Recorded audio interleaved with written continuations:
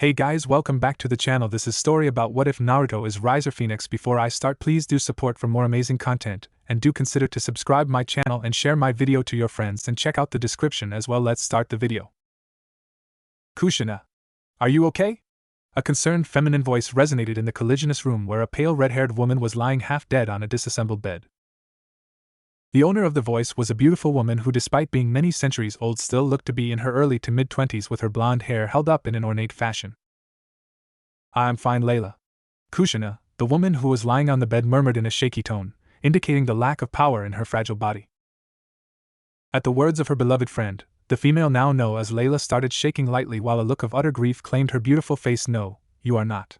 You are dying, Kushina," she said while stroking her hands through the beautiful red locks of Kushina, which were now drenched in sweat and tears. Layla's sorrowful words had little or nothing effect on Kushina because the smile which was present earlier on her face was still at its place. "I know that I am not going to make it, Layla, but I'm happy that my little Naruto is going to live," she whispered fondly, remembering her beautiful and precious son while her hand rose up to wipe the tears that began to stream down Layla's cheeks. "I have one last request for you, Layla." "What?" came an immediate response from Layla. She would do anything possible to help her dying friend. Kushina was about to speak, but a fit of harsh cough stopped her stride for a while. Recovering from the pain a bit, Kushina smiled at her friend. "I don't want my baby to become an orphan, Layla. I fear that devils may hate him because of his connection to me and my people. It was Minato-kun's last wish to see his son grow up with other devil children. So please promise me, Layla, promise me that you will make sure Naruto lives a happy and safe life in the underworld.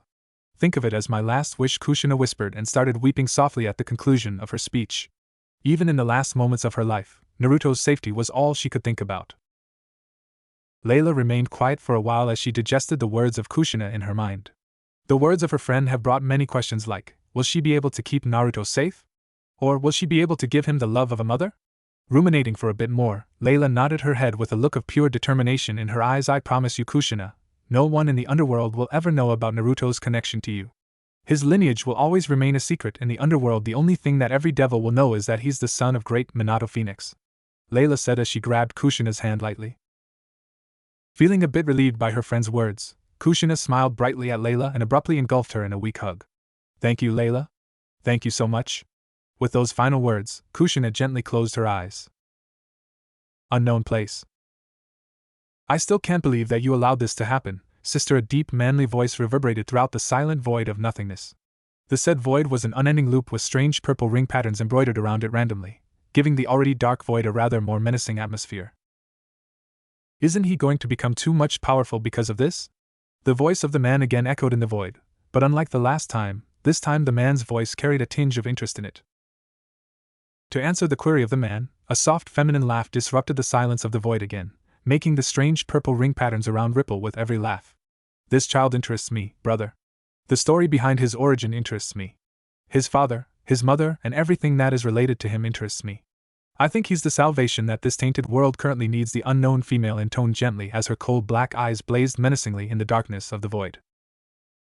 At the very edge of a high mountain, a silhouette of a person could be seen sitting over there. The said person's blonde hair were flailing wildly in the wind and were giving an impression as if they were dancing in the slow melody of the breeze that was purporting the vast land of the great Phenex house. The deep shining sapphire eyes of that person which were observing the vast land of the Phenex held an inconceivable amount of love and kindness hidden within them. The person continued to observe the scenery in front of him for a while before he gradually stood up and brought a hand up to his mouth in order to stifle a yawn. He was about to take his leave but ceased as he suddenly sensed someone standing a little away from him. Lazily he turned his head a bit and looked over his shoulder to acknowledge the intruder. The intruder was a busty girl with long, wavy purple hair that fell all the way down her back and had matching exotic purple eyes. At the right side of her face, several long purple strands of hair fell over to her breast and covered her right eye. The attire of the girl consisted of a navy blue tunic top with gold accents and a pale blue skirt with open sides. The girl completed her looks with black shoes and overmatching thigh-high stockings with garter belts. Noticing the uneasy look on girl's face, the boy instantly presumed the reason for her appearance, and that it must have something to do with his mother or his little sister. "So Eubelina, who's the cause of the problem this time?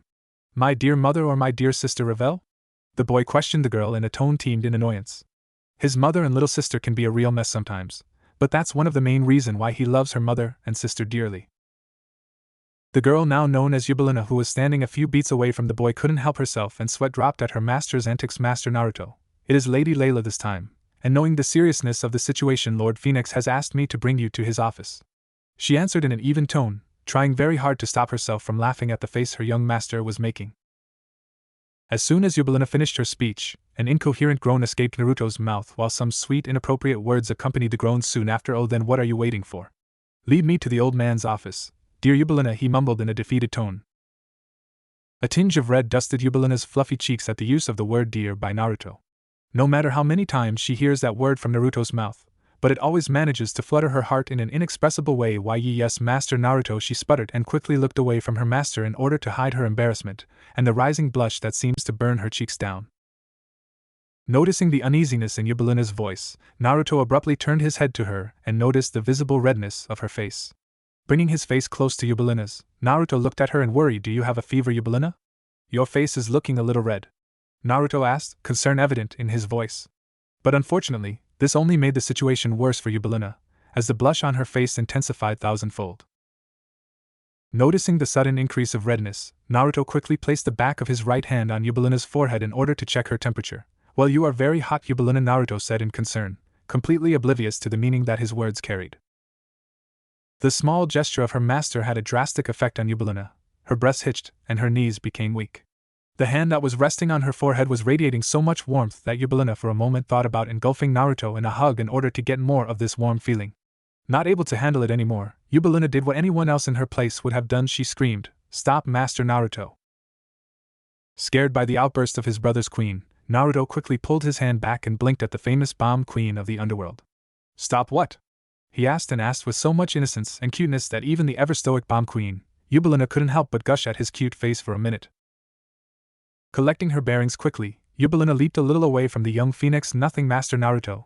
It was just your hand was a little cold," Yubelina answered and quickly started cursing herself inwardly for the intellectual answer that her mind came up with. Knowing that she has to change the subject of their talk somehow, Yubelina quickly spoke again. "Master Naruto, we must hurry, otherwise Lord Phenex will get mad at me for not bringing you to him on time," she said with fake urgency and smiled when Naruto took her bait and nodded at her. Phenex Mansion. Lord Phenex's office. Revan Phenex, head of the great Phenex clan, yawned lightly as his rather busted assistant El Victoria, who also happens to be his second wife, dropped another pile of uncountable paperwork on his desk.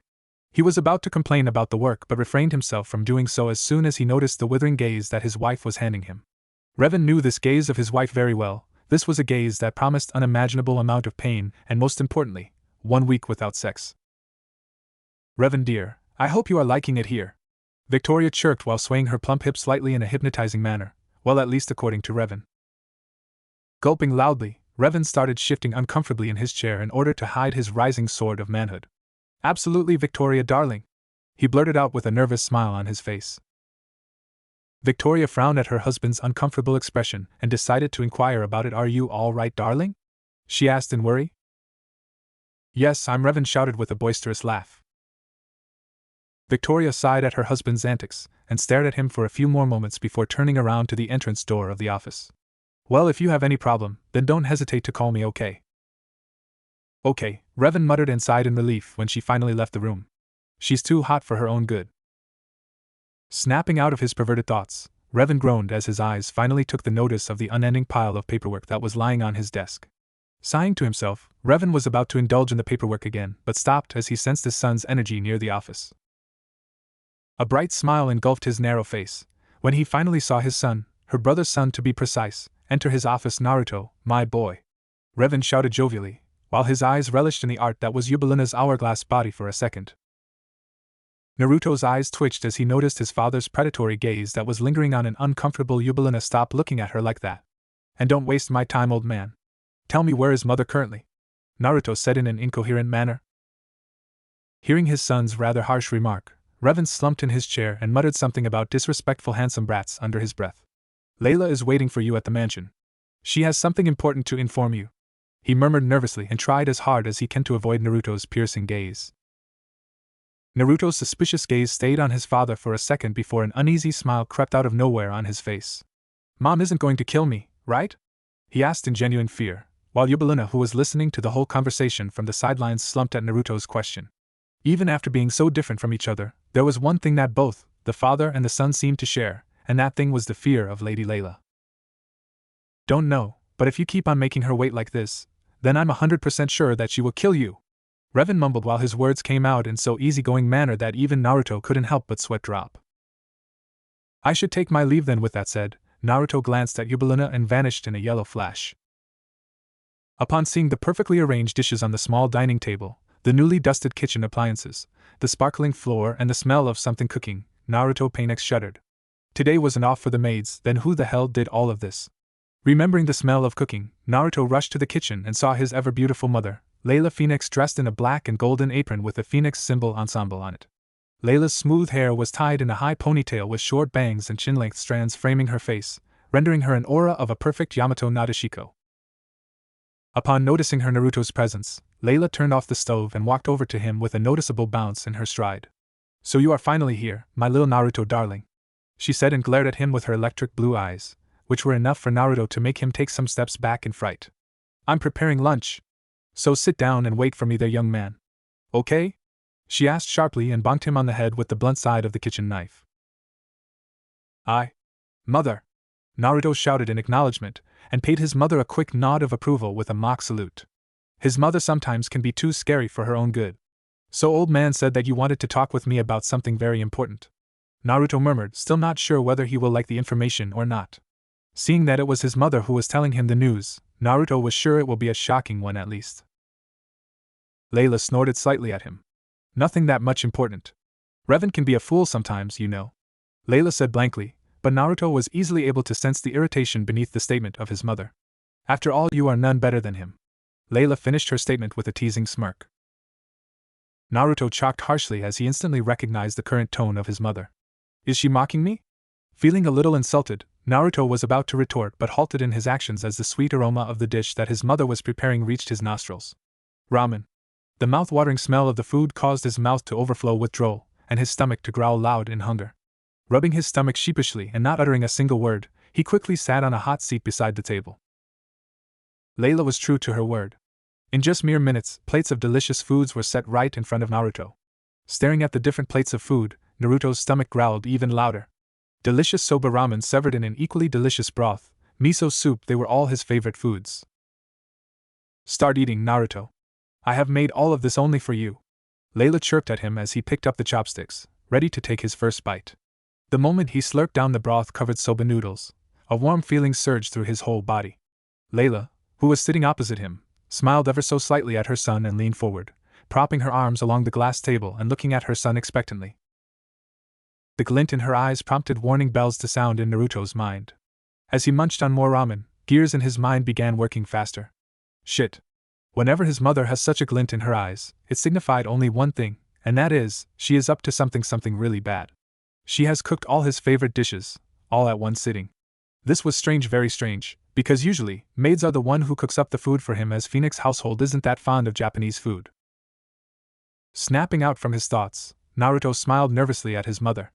Thank you for the meal, Mama. The food is really awesome. My cute prince likes his mother's cooking, Layla cooed, but the dangerous glint still not left her eyes. If he was not that sure earlier, then he's perfect sure now. Shit. She wants him to do something for her, isn't it? Yep. His mother is definitely up to something really bad. Naruto gulped, while Layla looked at him wonderingly. Why are you sweating, Naruto? She asked in worry. Oh, it's nothing, Mom. It's just that the soup was a little bit spicy, Naruto sputtered, his inner self already smacking him for his lame excuse. Plucking up the chopsticks, he continued eating while looking at his mother surreptitiously at the same time. His mind was working in a perfect clockwork and his eyes were concentrated on looking for more or less sort of clues so that he could know about what exactly his mother is up to this time. Is something bothering my Naruto? Layla asked a little more gently this time. After taking a slow, deliberate breath, Naruto Phenex, the badass of the underworld, prepared himself to be honest, and subsequently, prepared to get the shock of his lifetime. Mother, it's just to be perfectly honest, he started slowly. I can feel that you want something from me. Layla's blue eyes blinked up at him. Naruto gulped and waited for the lightning. And then, simply, you have to marry Rias Gremory. And Naruto was not disappointed, as he really received the shock of his lifetime. You want me to get married? And that too with that good-for-nothing Crimson Witch? Naruto's whispered, still not believing that it was really happening. Was his mother seriously considering this? At her son's question, Layla's electric sapphire eyes morphed into her usual motherly warm blue.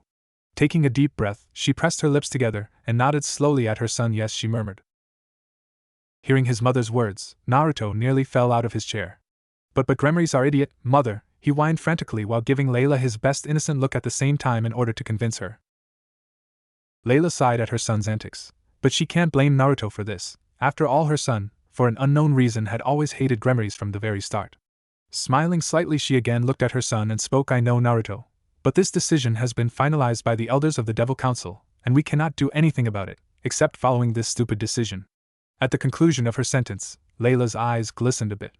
Those bastards want to take my little Naruto away from me, she thought. What happened to my idiot big brother Riser? As far as I remember, that pervert was the one who eagerly wanted to marry that idiot heiress of Gremory clan? He inquired and scowled a bit at the mere mention of his big brother. He and Riser had never been able to understand each other at all. Riser had always hated his presence from the very start, and same could be said for him too. Layla flinched at the tone her son used to address his big brother. Naruto, don't say such things for your own brother. She scolded lightly and bonked him hard on the head before continuing. I know Riser wanted to marry Rias Gremory, but the marriage contract is between the youngest children of both the houses, and Riser by no means is younger than you, my little prince, and that is why the elders evicted him out from the contact and placed you in his position. She explained with an even face, skillfully hiding her distaste for the elders. You said the youngest of both houses, right? Naruto asked and smiled when he saw his mother nod her head. Revel is the youngest child of Phenex house. Mother, why don't you tell elders to put her in my place, he suggested in a hopeful tone, not even registering what he was saying. I'm not going to marry a Gremory, and neither I'm going to let brother marry one. A shrill shout interrupted the awkward conversation of mother and son. As soon as his mind recognized the owner of the voice, Naruto's face impacted with the harsh surface of the glass table. Revel, great, just great. Hearing the sound made by the harsh impact, the girl now known as Revel instantly flickered beside Naruto. Brother, are you okay? She asked in worry, while some tears started welling up in her big blue eyes. Naruto's face slowly rose up from the hard surface of the table and turned towards Revel. Oh, I'm perfectly fine, Revel, he responded, and before he could say anything more, his cheek was pulled by a powerful grip. Oh I, what was that for? Naruto asked as he rubbed his swollen cheek when his sister let go. In answer, Revel just glared at her brother, her previous tears completely gone from her face to Satan nowhere. How many times do I have to tell you, brother? Call me Revel-chan in front of everyone just like those people in anime call their sisters, she snapped, but Naruto simply shrugged, completely ignoring his sister's usual outburst. Revel, noticing Naruto's uncaring look, was about to pinch him harder but stopped as soon as she heard her mother's evil laugh from beside her. My, Revel-chan is still causing pain to my little Naruto, huh? Like a gust of cold wind, Layla's voice swept over the whole room and sent a shiver down Ravel's spine. Everyone knows about Layla's over-the-limit love for Naruto, so hurting him in front of her was never a good idea, but unfortunately, Revel just did that. Turning her head a bit in order to face her mother, Revel meekly smiled at her to make amends for her mistake, but the evil smile on Layla's face didn't waver a bit. Didn't I told you, Revel, that next time if you hit my Naruto, then I'm going to punish you very harshly, Layla said in a chilling voice which even made Naruto shudder in fear. Mother, it's just, Revel stuttered, unable to find the right words. Leave her, mother, she was just playing with me, Naruto interjected between the fight and smiled gently at Revel. Realizing that her big brother had just saved her from their mother's fury, Ravel's eyes became wet as she instantly clung to Naruto's right arm. Brother, you are best, she chirped, while Naruto just sweat dropped at his mother's and sister's abnormal behavior. Layla, who was watching the brother-sister bonding, frowned slightly at how close Revel was to Naruto. No one except her should be that close to him. Well, if your little child play is over, can we please talk about the more serious topic, she said in even tone. Naruto shifted in his little sister's not-so-weak hold in order to look at his mother like. He inquired. Visiting Gremory household. Wait. What? Naruto wasn't sure he heard it right. This is Gremory's home? Then Naruto asked while looking up at the mansion that was coming into view. It was massive and clearly visible from this far away. Yes, it is. Gremorys are very well respected in the underworld, so please put on your best behavior, Naruto, in front of them, otherwise, they would think low of Phenex house, Layla answered in her usual warm tone, walking beside her son along the winding path. Why can't we just teleport directly there? I'm sure they won't mind that, Naruto asked silently.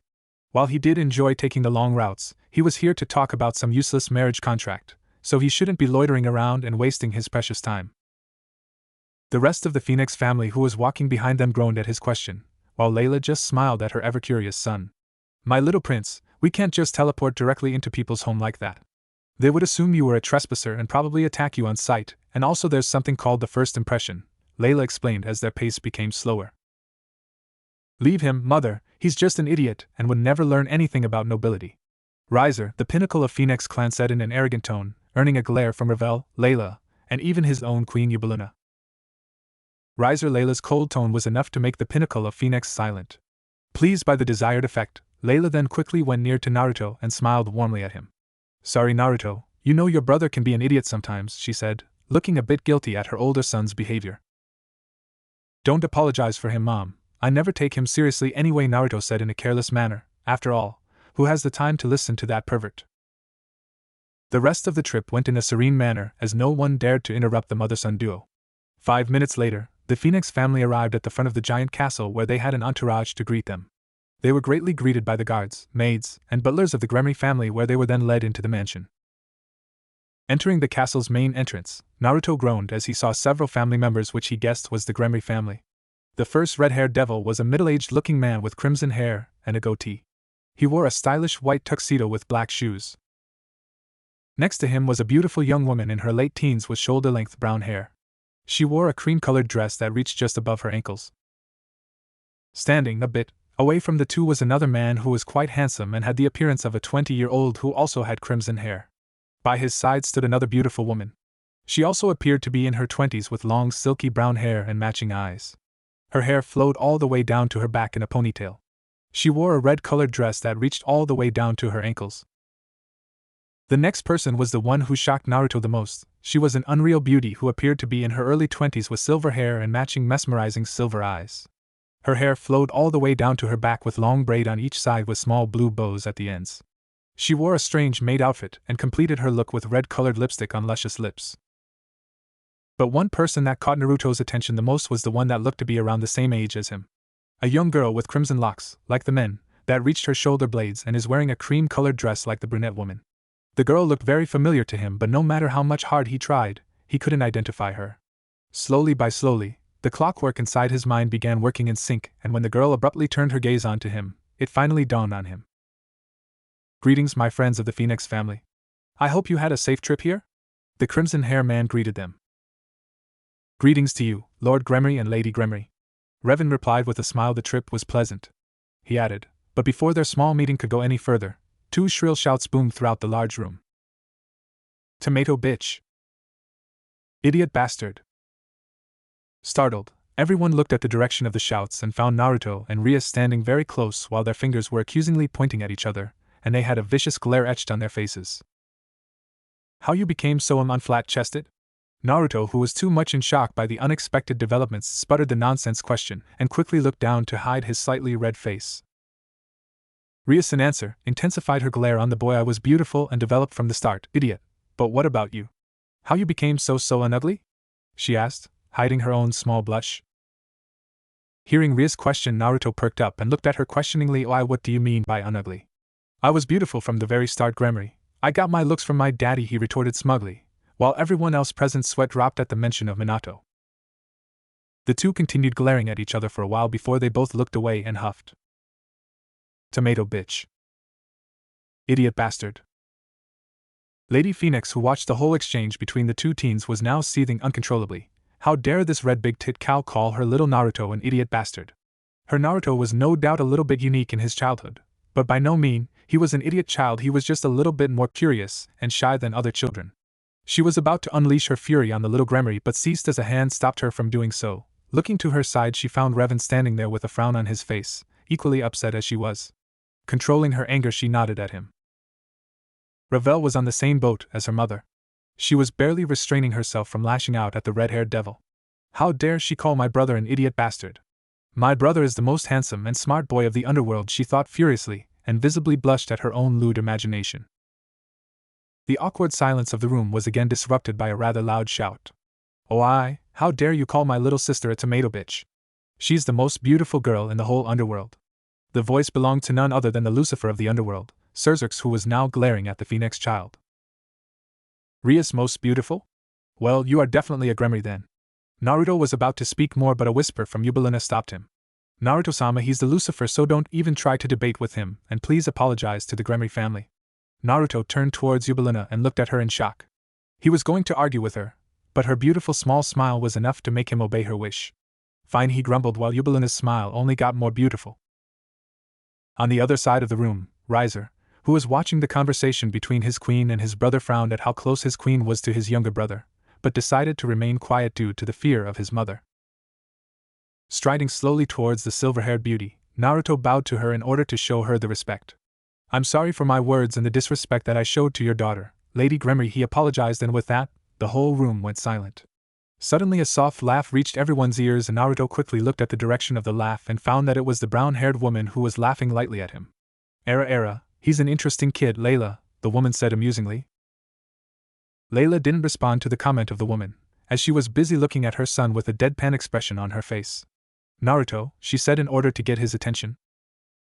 Hearing his mother's voice, Naruto turned towards her and asked, Yes, mother? Instead of saying anything, Layla slowly got near Naruto and bonked him harshly on the head. She's not Lady Gremry, Naruto. She's Graphia Lucifuge, the maid of the Lucifer. She yelled, while a shocked expression engulfed the face of Naruto. Slowly Naruto turned back to Graphia and eyed her intently. But mother, you told me that Lady Gremry is the most beautiful woman of the whole Gremry household, and to me, she's looking the most beautiful woman present in this room. He murmured, eyes still fixed on the silver hair of Graphia. Graphia, who was standing in front of mother-son duo, blushed ever so slightly at the boy's compliment. No one except her master has the guts to say anything about her beauty, so hearing it from a mere teen boy was both amusing and refreshing for Graphia. Noticing that she still hasn't thanked the boy for the compliment, Graphia bowed to a still confused Naruto. Thank you very much for your compliment, Naruto-sama, she said. Naruto looked flabbergasted for a moment before a small smile got embroidered on his face. Oh, you don't have to thank me for that, Graphia. I said what I think is true. You really are the most beautiful woman. Silver hair looks very good on you, Naruto said as he rubbed his head sheepishly, while both Layla and Ravel for a moment thought of dyeing their hair silver. Graphia's smile got more noticeable at the compliment of her hair, but before she could say anything in return, Cerzurx decided to intervene.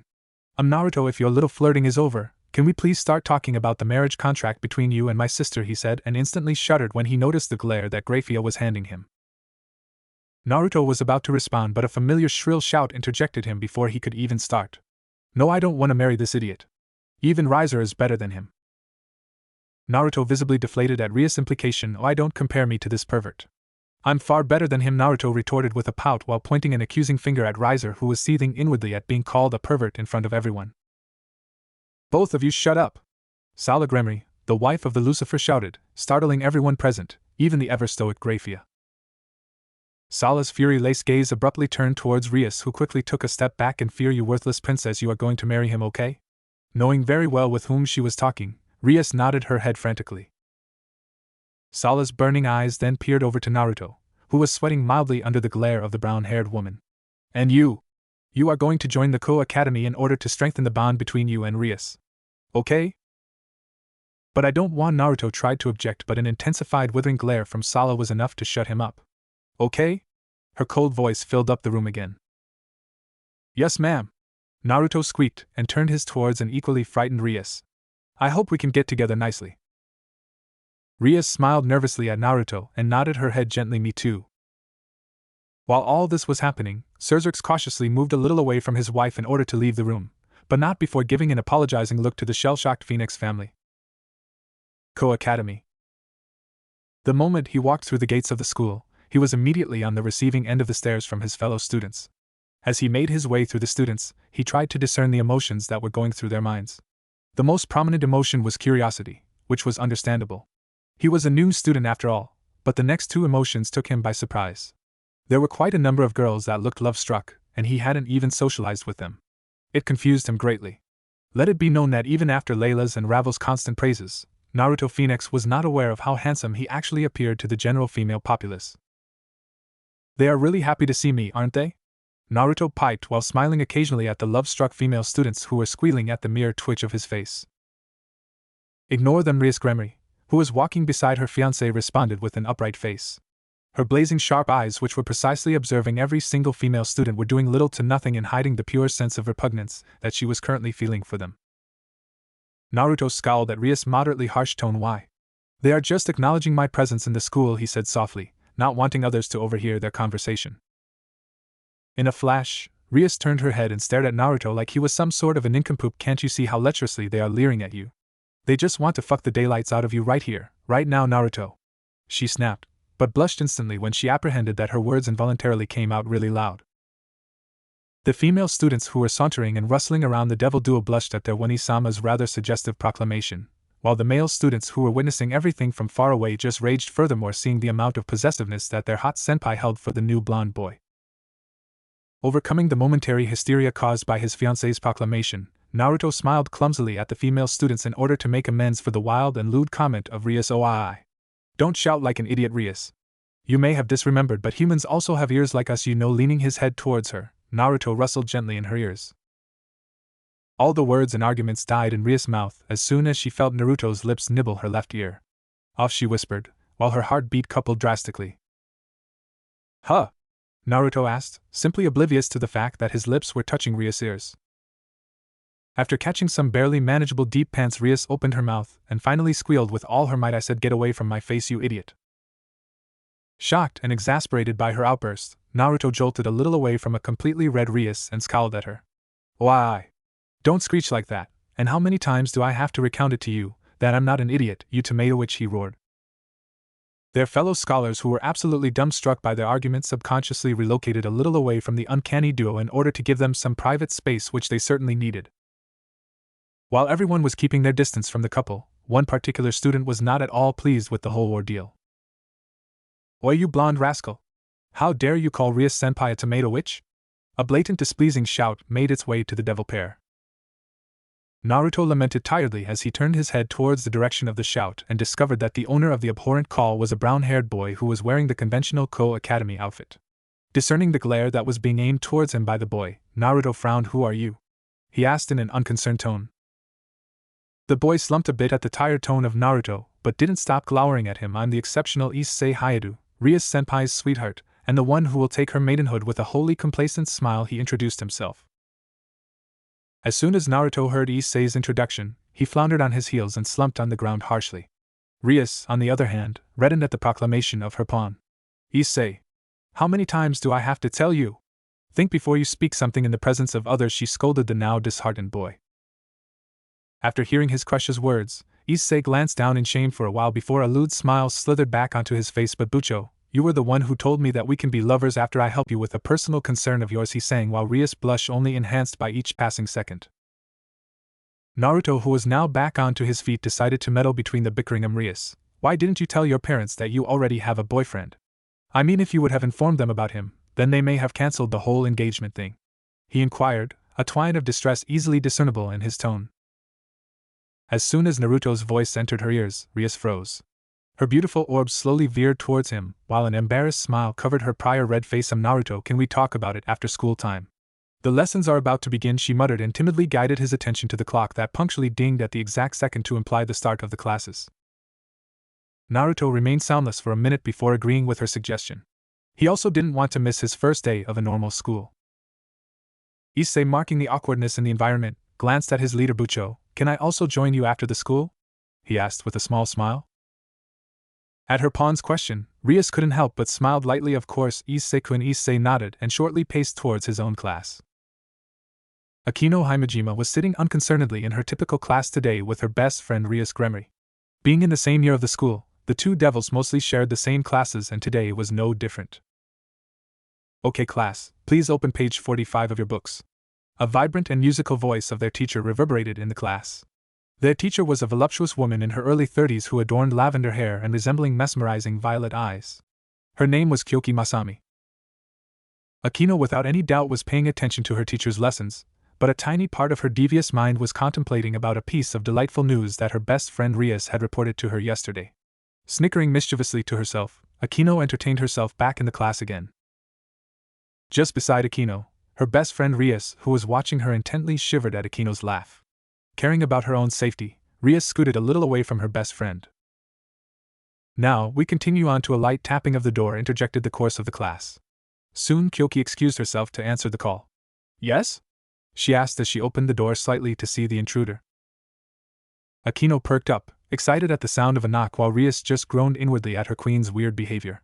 She should have already seen it coming at the very moment when she had told Akino about the whole Phenex matter. "Welcome to Ko Academy, Naruto-san. Please come in." The ever-melodious voice of Kyoki made every student present in the class to look up at the door. The moment the name left Kyoki's lips, a contagious radiant smile submerged Akino Himajima's narrow face. She quickly turned her gaze around at the door and sighed dreamily. Lo and behold, there he was, entering the class with his ever-charming smile carved on his handsome face. "Suga. Your wings are so different and wonderful. I really like them, especially this fluffy one. Hey, how about this, you leave that tomato witch's peerage and join me? I still don't have any friends or peerage, a childish voice resonated in Akino's mind. Naruto, an alluring murmur escaped her delicate roseate lips as she substantially stripped him with her eyes. "Control yourself," Akino. Rias glowered from her beside and elbowed her lightly on the ribs. Unfortunately for poor Rias, instead of shutting Akino up, the little action of her had a completely opposite effect as Akino moaned more loudly at the delightful sensation that swelled through her whole body at the mere touch of her king. Rias' eyes started twitching as her ears were filled with the lewd sound of the moans.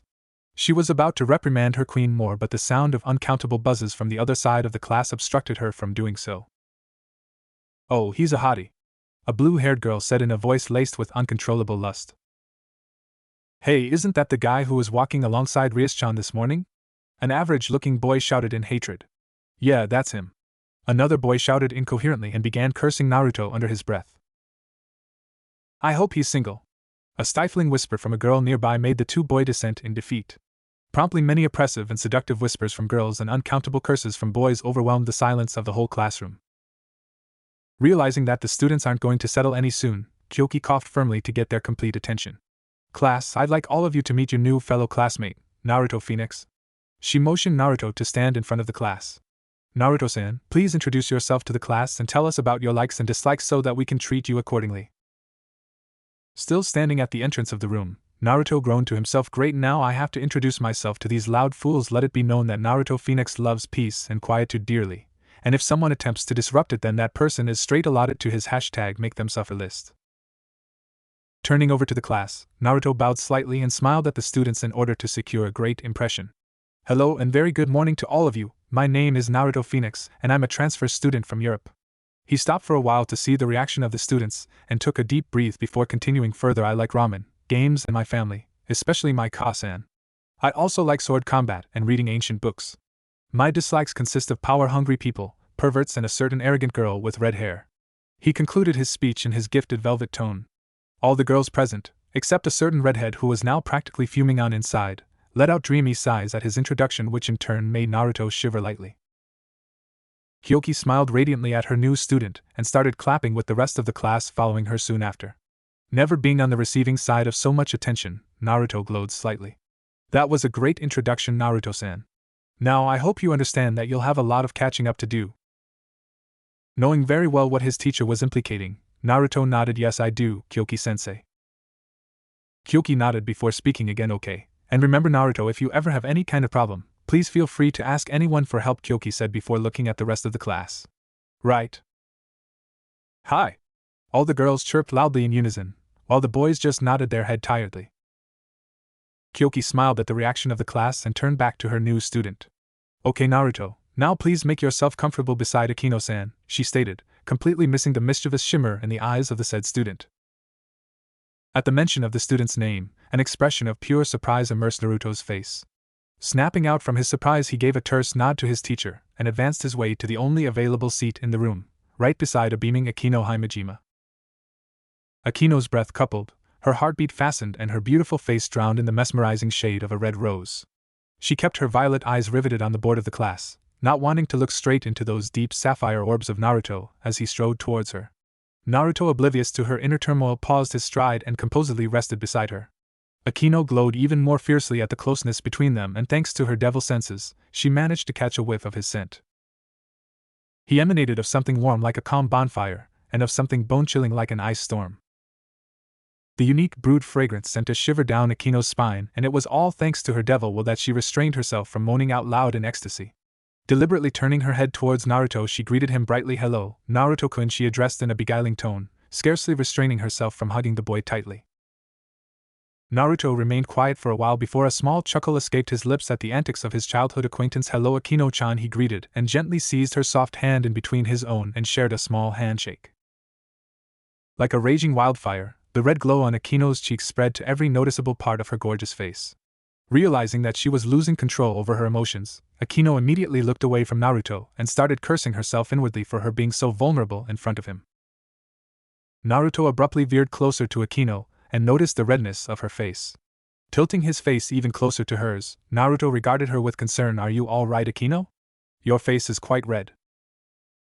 Naruto's concerned voice struck her ears, and unfortunately, this only made the situation graver for Akino. Without any prior notice, Naruto planted his hand on her forehead in order to check her temperature. "Well, you are hot, Akino," Naruto said in concern. That did it for Akino. Not able to take it anymore, she swooned in Naruto's arms. "Of course I'm hot, Naruto-kun," was all she managed to utter out before the gentle embrace of unconsciousness overwhelmed her. Naruto hurriedly hugged the falling body of Akino and blinked at her, and then at Rias, who was looking at him in utter astonishment. "You managed to make her faint," Rias all but screamed out, and then suddenly out of blue an expression of utter rage engulfed her prior startled face. "You!" she screeched, frightening everyone present in the room, including Naruto. Her eyes then glared hotly at Naruto, making the poor boy sweat under her gaze. "And then, simply, hold me just like you are holding Akino," she concluded with a pout. "Eh?" Sighing dejectedly, a small boy leaned back on the tree trunk and ducked his head into his white jacket in order to make himself more comfortable and relish the calmness that the place was providing him. The boy, while being quiet and not showing it on the outside, was very displeased with his mother. His mother had told him to play in the park with other devils so that he could make new friends, but what she completely forgot to tell him was that these fools, instead of playing, only chatter and screech at each other. Typical devil babies, the boy thought with a small pout. "Hi!" A mellow voice resonated in the not-so-peaceful environment of the park and managed to bring the boy out from his trance. Curious as to who was standing near him, the boy poked his head out from the confinement of his jacket and looked around in order to find the source of the sound. When his eyes finally found out the source, they grew a bit in astonishment, as the boy didn't expect the owner of the voice to be a gorgeous raven-haired girl who was currently relaxing next to him, leaning against the same tree trunk, and was staring at nothing in particular with her bright violet eyes. The boy, for the second time in a single minute, looked around to make sure the girl was speaking to him. "Hello," he said casually. The girl swirled her head around to him and smiled ever so slightly, a small gesture that was enough to captivate the boy in its supernatural charm. "You also don't like them?" she queried, and sounded uncertain, probably because of not knowing him at all. The boy, on the other hand, kept on staring at her smile for a few more minutes before responding slowly, "Yeah," he hummed with a flushed face. At his answer, the raven-haired girl beamed brightly, and without giving any prior notice to the boy, locked her violet orbs with his sparkling sapphires. "Then, will you be my friend?" "I'm not like them, I swear," she asked timidly, and sounded hopeless, while the boy just kept falling deep in her stunning violet eyes. Apprehending lately that the girl asked him a question, the boy looked away from her eyes and agreed frantically, and no, he trailed off. "I mean, yes," he stammered. "I will be glad to have you as my friend, you know," the boy said, and smiled brightly before continuing. "I'm Naruto Phenex, by the way." He introduced himself with a prideful look on his face. A trace of red scattered over the girl's puffy cheeks as she looked at Naruto with wide eyes which held an inconceivable amount of shock within them. "Really?" she asked, and at Naruto's reassuring nod, smiled radiantly. "Well, I'm Akino Himejima, Naruto-kun. I'm the queen of the heiress of Gremry family, Rias Gremry," she chipped, and took Naruto's small hand in her own. Naruto's eyes grew exceptionally at the mention of his tormentor, but nevertheless, he still remained calm for the girl's sake and even beamed a bit at her.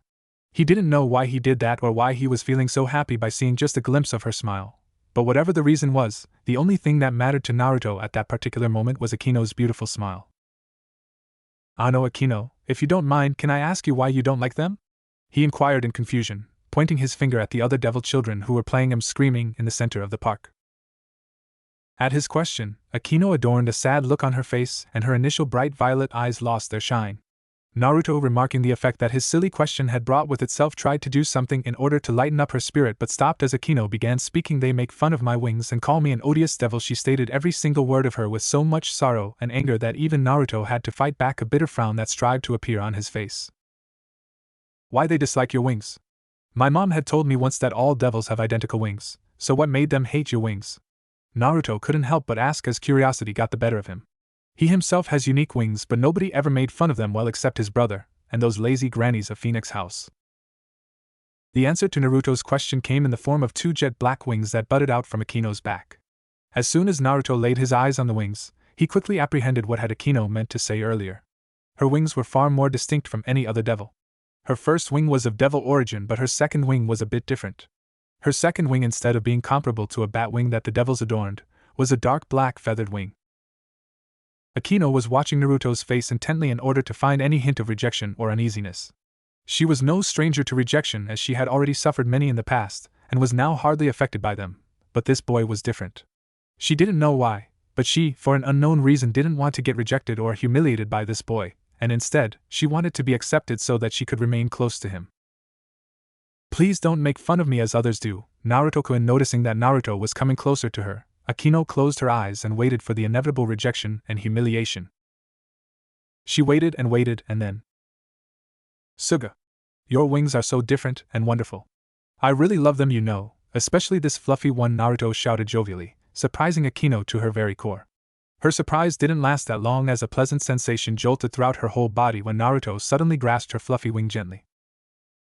"Hey, how about this? You leave that tomato witch's peerage and join me. I still don't have any friends and peerage members, you know," he whispered, perfecting his statement with an adorable pout. "Tomato witch?" Akino rustled to herself. Unfortunately, Naruto overheard her and reacted furiously. "Yeah, I call Rias Gremory with this name. She's wicked, you know, disastrous, even more than the normal devil standards," he retorted in a tone swarmed with annoyance. Akino for a while didn't speak anything, as she was too much astonished by the recent incidents. First a devil, and that too a boy accepted and cherished her fallen legacy, a heritage that she herself despised to no end. Also, that same boy had called her best friend Rias a witch, a thing that no one else could have ever imagined to do in front of a Gremory attendant. Not knowing how to respond to all of this, a soft, playful giggle escaped her small rosy lips while a single tear trailed down her cheek. "You are an interesting person, Naruto-kun," she praised him. Naruto flushed a bit at the compliment. "Of course I'm Akino, and you are also an outstanding girl," he said in a bashful tone. Akino froze momentarily, while the blood underneath her cheeks bubbled at his compliment, and soon a full-blown blush coated both of her cheeks. "Thank you," she managed to squeak out. An expression of slight distress snaked up to Naruto's face as he regarded the redness of Akino's cheeks. He was about to question her but halted when a well-known shout touched his ears. "Naruto!" The melodious voice of his mother tingled his ears. Promptly turning around to the direction of the shout, Naruto grinned. "Coming, mother," he roared. Turning back to Akino, he noticed her sad face and frowned. "Why are you crying?" he inquired in care. He didn't like the tears on her pretty face. "Nope, not at all." Akino consolidated herself and smiled wistfully at Naruto. "You are going to leave me, aren't you?" she asked, while grievous memories of thousands of denial and humiliation reflected before her eyes. Naruto looked startled for a moment because of her words, but soon a tired huff left his mouth. He should have seen it coming. "Idiot, why would I leave you? You are my first friend," he asked with a pout. Akino recoiled at his tone and brought her knees closer to her bosom. "Really?" she asked expectantly, still not glancing at his face. Naruto sighed to himself when he understood that Akino wasn't going to believe him like this. Resting a finger on his chin, Naruto started pondering about a way to make Akino believe his words. Then swiftly a grin marred his face as he remembered something that he had read long ago in his biological father's private diary. "Hey Akino, how about I make a promise to you?"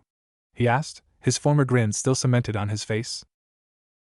Akino looked confused but nevertheless nodded her head. "What type of promise, Naruto-kun?"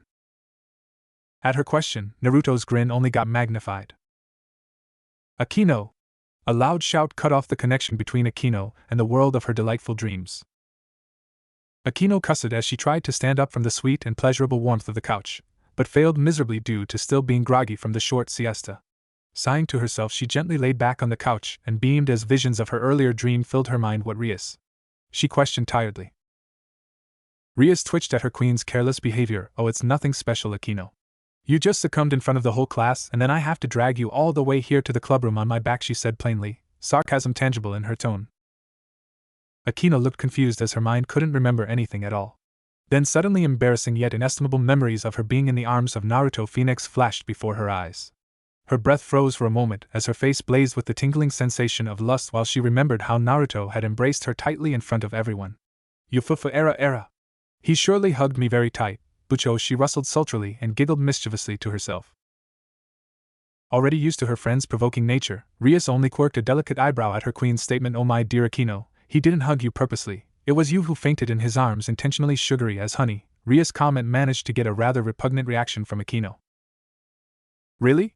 But even if it was the case, why are you sounding so insecure, my dear king?" Akino smirked, now sitting casually on the couch. "WWH what?" Rias faltered while her eyes glared at Akino intently. "I'm not jealous, Akino. I hate him," she remarked hotly. If possible, Akino's grin got even more mischievous. "Then who was that girl who got very angry and possessive when I told her that Naruto made me a friend of his?" she retorted, her wide grin now replaced with a teasing smile. "You can't befriend him, Akino, dot." Rias opened her mouth to respond but couldn't relate anything to refute Akino's claims. She may not show it on the outside, but from the very beginning of their childhood life, Rias, for an obscure and utterly bothersome reason, was a bit possessive about Naruto. She didn't like it when anyone else tried to befriend him because to her, Naruto Phenex was only hers. She was and is the only one who can do anything to Naruto, and for now, he was her enemy. I just don't like it when people try to get near him, Akino. He's his trouble in devil form." Rias hummed and quickly faltered at the skepticism in her own voice. "Oh, so that means you don't want to marry him, huh? Well, that's excellent, because then I could have him all for myself," Akino whispered and momentarily shuddered in ecstasy at the end of her statement. At Akino's suggestive comment, Rias' eyes flared red. "Oh, I know that I don't like him, but he's still my fiancé, Akino. And you know I don't like to share my things with other people. So until he is my fiancé, don't even try to get close to him," she snapped as her eyes drilled holes in the voluptuous breast of Akino. An amusing giggle reverberated in the semi-dark clubroom of Rias. "Just accept it that you like him.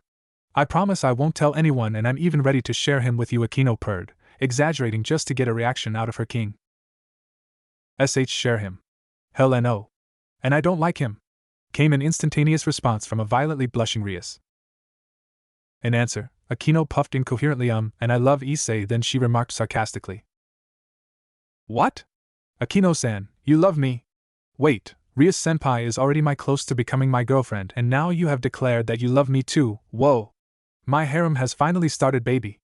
A completely stunned Issei roared lecherously. He was currently standing at the entrance of the clubroom and was ogling both the great Onisama of the school brazenly. Rias and Akino both were about to resolve his misunderstanding, but a tired exhalation from behind Issei stopped them in their stride. "Great, just great. First, my fiancé was in love with you, and now you somehow managed to make Akino fall for you too," Naruto said in a weary tone as he revealed himself to the two astounded girls. He looked visibly irritated by the whole thing, and why shouldn't he? After all, he had wasted his 2 valuable days in this fruitless bonding session. Akino, getting out from her primary shock, glowered at Issei, who took a step back in fear when he saw the abhorrent look she was handing him. "I don't like Issei, Naruto-kun. It is just a minor delusion. I was joking with Rias and didn't know that he was listening to our chat, right, Rias?" she asked and elbowed her friend lightly, a gesture which was enough for Rias to know about what exactly to say next. Yes," she whispered and grimaced slightly at Issei's disheartened look. She then steeled herself before speaking again. "Issei, I also want to tell you that all the talk that we had on that day about us being lovers and all was also a slip from my part. I needed your support in a particularly private matter of mine, but now that matter is resolved, so I don't need your assistance anymore in that matter anymore," she susurrated and immediately winced at the sense of discomfiture that engulfed the whole room. Issei's mind was in scattered shards. Why would his precious Bucho play with his heart and his feelings like that? What did he do to deserve this? Having a harem was his dream. His entire life was meant for this. Every thought he ever had, every move he ever made, was preparation for starting a huge harem of females with amazing busts. He threw up his Pekings, his friends, and even his freedom for this false dream. At that moment something snapped inside him. His mind became numb, his body froze and his eyes burned. The pain of betrayal surged throughout his body, and his small heart failed to hold the pain and buckled under the power of enticing desire. Before he could understand what was happening, a familiar red gauntlet appeared on his left arm. Enough. Slowly he looked up at Rias and smiled wickedly. Bucho, his cold voice sent a shiver down everyone's spine, except Naruto, who had an even look on his face. "You broke my heart, and now I'm going to pay you back for it," Issei shouted while the gauntlet in his hand shimmered in a red aura. Issei in panic. Rias tried to make amends for her mistake, but abruptly stopped and sweat dropped when out of nowhere Issei struck a rather overdramatic pose. "Ha ha ha ha, just you wait for it, Rias Gremory. I'm going to get a very large harem and then you will beg me to take you in, but I will never accept you. Issei stated smugly while the other occupants of room deflated at his proclamation. Without giving any one of them any mere chance to speak, Issei sped out of the room with a visible bounce in his stride. Overcoming the severe shock caused by the recent event, Naruto glanced at Rias and Akino, who both had a look of pure shock carved on their faces. Is he really a human? Was the first question that came onto his tongue. Akino, somehow breaking out from the unending shock, agreed to Naruto in utter shame. Yes, he's a human, she told and slumped back tiredly on the couch. She still doesn't understand why Rias took him in. Talking about Rias, while she was still peering at the entrance door like an idiot. She couldn't believe that Issei managed to overcome the betrayal of her so easily, even going as far as to state that she will be begging him to take her in his harem. Wait. Begging? What the hell does that scoundrel take her for a wench? Suddenly an expression of uncontrollable feminine fury deluged her whole face. Turning to the other two devils present in room, Rias snarled harshly, surprising them slightly. That bastard, I'm going to show him his true place, she remarked, and then her face abruptly centered over to Naruto, who, realizing the danger, quietly took a step back in alarm. It is happening all because of you. If you haven't switched places with Riser, then everything would have been fine, you idiot. She huffed, and crossed her arms below her bouncy. At the downright insulting comment, Naruto immediately appeared in front of Rias, and scowled at her. Oh, how the hell is this my mistake that your peerage sucks? He abruptly stooped as he noticed Akino's unhappy face. Except Akino, of course. She's awesome, he added quickly. Rias twitched furiously at the praise that he gave to Akino. My peerage is very good, you know, peerage having idiot, and Akino isn't going to prepare the food for you tonight, she snapped, and promptly glared at Akino, who tried to intervene in the conversation, probably to tell that she wouldn't mind preparing food for Naruto. Naruto looked terrified by the implication of Rias. How the hell is he going to survive in this selfish world then? He doesn't even know how to prepare anything except instant ramen. What? Don't tell me you took my words to heart, Rias. I was just kidding, you know. Your peerage is awesome, he said in his brilliant velvet tone, trying his very best to calm down the fuming Rias. Rias stared at him keenly for a moment before huffing gently. Good, but don't insult my peerage again, she said, hiding her superior smile masterfully behind her red locks. Akino, who was watching the whole conversation, scowled ever so slightly at Rias. She didn't know why, but listening to them talk like a couple, Akino felt this impromptu urge to hurt someone very badly. Rias, we should head back to our houses. It's already pretty much late by now, she said in a flat tone. Rias smirked at her friend's face. Okay, Akino. She then turned over to Naruto. You follow me, she said, and left the room. Naruto slumped at her strange behavior but nevertheless acknowledged her. He was about to follow her, but a soft hand grabbed his wrist tightly and stopped him in his stride. Glancing back, he found that the hand belonged to none other than the beautiful Akino. Akino, do you want something? He inquired and smiled when she smiled at him. Do you still remember your promise, Naruto? Akino asked while her eyes kept lingering on the strands of red hair that were flailing nearby the gate. Naruto looked puzzled for a while before suddenly everything clicked in his mind. Oh yeah, he said jovially, remembering the beloved memories of the past. Akino grinned inwardly and concentrated at the door more intently. Can you please repeat it for me? She asked, sustaining her innocent facade for Naruto. Naruto blushed at her demand. Don't you think that my promise was rather bold for our age at that time, Akino? He said and winced inwardly as he remembered the scolding that his mother delivered him when he told her about his promise to Akino. Realizing that she had to do something fast, Akino turned her gaze to him and swayed her head gently in negative. No, Naruto-kun. That promise was very special for me. Really? Naruto asked in surprise. Yes, she rustled. Deliberating for a while, Naruto finally nodded his head. Okay, then let me say it again. Akino smiled at him in acknowledgement and blushed in anticipation. She can't wait to see Rias' reaction to it. As long as there are mornings and evenings, you will be mine. As long as my name exists in this world, I will remain by your side. Naruto concluded his promise happily, but that happiness didn't last that long because soon a flustered expression deluged his face when he sensed Akino's hands around his waist. You are still that charming little boy, Naruto-kun, and utterly happy, Akino hummed while she relished in the warmth that Naruto emanated. Akino, you. Naruto! How dare you propose to her? You are still my fiancé for Satan's sake. Propose? When? Rias, can you please tell me why I'm carrying these bags again? An exhausted and infuriated Naruto asked his redhead partner who was strolling beside him. He was carrying an uncountable number of grocery bags in his hands and was praying to Satan help him get rid of these bags as soon as possible. After hearing his question, Ria's head perked up as her eyes glanced at him. Because we need these items to prepare food for tonight, Naruto. She responded in a tone teemed with frustration. This was the 26th time he had asked her the same nonsense question, and it was getting on her nerves now. Naruto shifted the heavy bags in his hands before speaking again. But why I have to carry them? Can't we use magic to teleport into our house? He grumbled and scowled at the bags that were trying their very best to slip from his hands. No, came an immediate response from a smiling Rias, whose eyes were keenly observing the people walking on the road along with them. Realizing that she will not help him, Naruto straightened up and strode at a fast pace to reach the house more quickly. He carried on with his fast pace for a moment before he suddenly stopped. Spinning around to confront Rias, he promptly pointed an accusing finger at her. You are doing this because of the promise I made to Akino, isn't it? He claimed, while his cerulean blue eyes narrowed ever so slightly at the flustered face Rias was making. At his outright allegation, Rias couldn't help but blush a little before an offended look covered her face. What are you trying to suggest, idiot? I don't even remember that irrelevant promise of yours, she yelled and turned her head aside to hide her smirk. Not believing her, Naruto continued his observation her face for a while and somehow got a glimpse of her smirk. Wah. You are lying. Come on, Rias, I promise I didn't propose to Akino. He whined comically, while the surrounding people gave him some weird and peculiar looks. I'm not lying, Naruto. And please don't make a scene by yelling here. People are watching us. Rias, contrary to her own words, yelled as her face inundated in the color of her hair.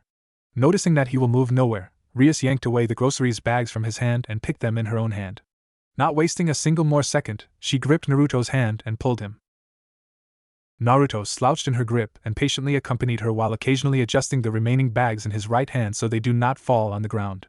As they continued strolling towards their home, Naruto didn't fail to notice the looks that people were giving them, probably because of how they were arguing with each other in the road's midst with no care. Peering back at Rias, he saw her crimson hair flailing in the wind and couldn't help but get bewitched by their beauty and glow. Her crimson strings were still as beautiful as they were back when they both were small kids. Rias noticed Naruto's eyes on herself and shifted awkwardly. What are you looking at? She hissed incoherently. Her words drew out Naruto from his trance as he sheepishly smiled at her to hide his embarrassment. And nothing, Rias. It's just that your hairs are still exquisite, he murmured shyly and immediately turned aside to hide his blush. Rias froze while her eyes widened and her cheeks burned down in the raging blush that clashed with her face. Naruto complimented her hair. This idiot, her biggest enemy, really complimented her hair. Is this a dream? Collecting her bearings, Rias turned over to him and blinked, really not knowing what to say. Noting her blank face, Naruto panicked. Did he say something bad? Yes, he must have. Smiling awkwardly, Naruto glanced down at the ground and spoke. Rias, are you? Oh, the words died in his mouth when he felt something soft poke his forehead. Curious, he looked up slightly and froze when he realized that it was Rias who poked his forehead earlier. What? He sputtered, obviously surprised by the recent experience. Soon his cheeks submerged in the infamous hue of red while his sapphire eyes got locked in Rias' emerald orbs. Rias, who was witnessing the change of Naruto's face, only gave him an incredulous look. What's happening to you, Naruto? I only poked you so that you can shut down that mouth of yours. I absolutely didn't do this because you complimented my hair or anything, she whispered with an even face, so don't get any wrong or perverted idea. I still hate you, idiot, she added hotly, doing a complete turnover of her personality. Naruto was in a daze. Never ever in his extraordinary life he has seen Rias doing this to anyone else. She always adorned that aura of a spoiled princess around everyone and acted like a bitch to those whom she deemed unworthy of her time. But now seeing her do something like this to him shocked Naruto to no end. What made you think that I was thinking about you, bitch? I think the one who has a perverted mind among us is you, Rias. He shouted and quickly snatched away all the bags from Rias' hand and took off to their house. I'm not a pervert like that, Akino. I'm far better for you, I mean too good for you, idiot. Strolling towards the door of the living room, a recently showered Naruto sighed as his mind flashed the not-so-good memories of that cursed day when he had met Rias for the first time. Naruto, contrary to their bitter relationship, still cherishes that day very much, because that was the day when he had made his first friend. Flashback. Hey! Can I join you all? A blonde-haired child chirped, his cerulean eyes shimmering with happiness and utter hope as he observed the group of children playing something in front of him. The group of children stopped their play and turned their curious gazes at the blonde child. No one said a single word until a girl who had pitch black hair and a short bob cut and cute large violet eyes strolled towards the blonde, all while analyzing him intently. Who are you? She asked, her eyes still analyzing the boy. The smile on the face of the boy vanished as he saw the calculating looks that the children were giving him. I'm Naruto Phenex, he timidly introduced himself, still not sure what is the problem with these kids. At his name, the girl's eyes widened, and she quickly looked over to a certain red-haired friend of her who was currently glaring daggers at Naruto. Collecting herself, the girl looked back at Naruto and smiled. I'm Sana Citri. It's nice to meet you, Naruto-san, she said, adjusting her lilac frames gracefully back to their position. Even if he was a phoenix, he was still a kid like them, and Sona Citri doesn't discriminate between people on the basis of their origin. Really? The boy asked in astonishment, still not believing the words of the girl, because usually, the children either ignore him, or outrightly rejects his advances. He still didn't know the reason as to why, but his mother had once told him it has something to do with his big brother, Riser's arranged marriage with the Gremory heiress, Rias Gremory. Sauna frowned ever so slightly at the boy's hopeful and surprised expression, but nodded her head at him. Yes, she said, awkwardness palpable in her tone. Naruto, in answer, smiled brightly at the girl. It's nice to meet you too, Sauna-chan. He shouted and scooped the poor girl in a bone-crushing hug, obviously too happy with the fact he has a friend now. Sauna's face became as red as a rose in Naruto's tight grip, all while she tried her best to free herself from the hold. I can't breathe, Naruto-san, she said out between her struggles. Naruto looked confused at first, but then, much to his own embarrassment, realized that he was still hugging Sauna. Quickly letting her go, Naruto smiled sheepishly at her. Sorry for that. I just got a little hyped, you know, he said while rubbing the back of his head sheepishly. As soon as Naruto unwrapped his hands from her waist, Sauna stumbled back because of lack of air in her lungs. Taking a very needed deep breath, she mustered a glare as cold as her small eyes could and aimed it at Naruto. Hyped for what? She asked, losing the control over her emotions momentarily. The surrounding children who were witnessing everything started laughing at Naruto's misfortune. Naruto flinched at her tone and darted his eyes away from her glare. I don't have any friends, you know. So when you offered to become one, I got thrilled and lost control of my emotions, he murmured sadly while twiddling his index fingers. Sauna's eyes lost the coldness and softened as soon as she heard his words. Why don't you have any friends? She asked softly with a face radiating pure curiosity. Naruto perked up a bit at her question and smiled sheepishly to hide his hurt, an attempt to lighten the atmosphere. I don't know. My mama says it has something to do with my brother and the Gremory heiress, he said truthfully.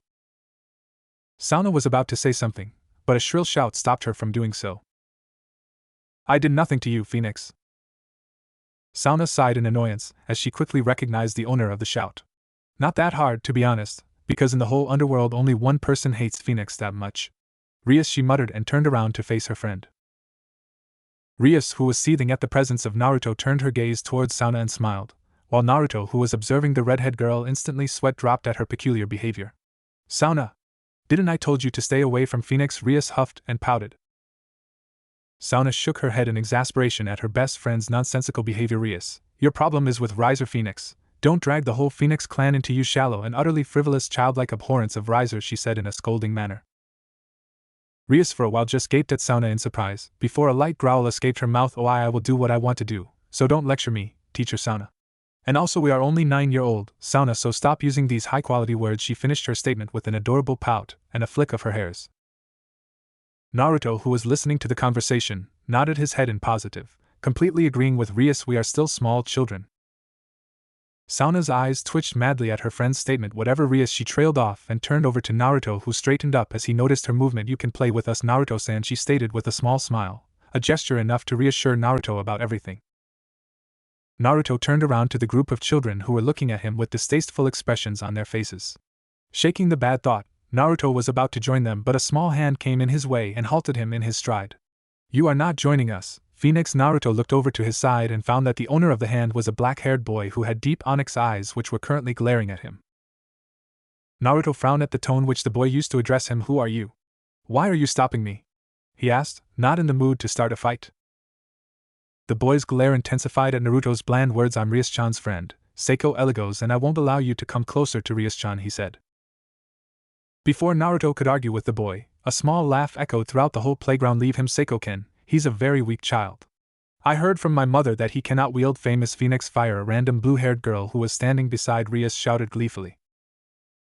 The newly found fact only made children laugh more hard at Naruto, except Sauna and Rias, who looked conflicted about the girl's words. Hearing the ear-destroying sound of their mocking laughter, Naruto glanced down at the ground to hide his disheartened expression. What wrong did he do this time? He introduced himself just like his mother told him to. He smiled at them and even talked with them with respect. Then why these children were still making fun of him? Is there anything wrong with him? Did he do something bad? Why all the children reject him? Having enough of his mental thoughts and the booming mock laughter, Naruto perked up and glared at the group of children. Why are you all laughing at me? I did nothing funny, I just wanted to play with you all, he retorted harshly, surprising the children who all immediately took a step back in fear. Rias-chan doesn't want to play with the Phenex, and we just follow our leader. Overcoming his shock, an obese brown-haired boy snarled at Naruto. Naruto remained silent and analyzed the obese form of the boy for a moment before speaking. Who said I wanted to play with you, roly-poly? I was talking to others, so shut up, you worthless weight on underworld. And this leader of yours is an idiot and looks like a tomato witch. Naruto shouted at the boy who was currently squirming under his glare. Rias, who was silent till now, growled at the insult. Why, how dare you make fun of my hairs, you ugly bastard? She yelled, all while an aura of red hue surrounded her small form. By my mouth, tomato princess!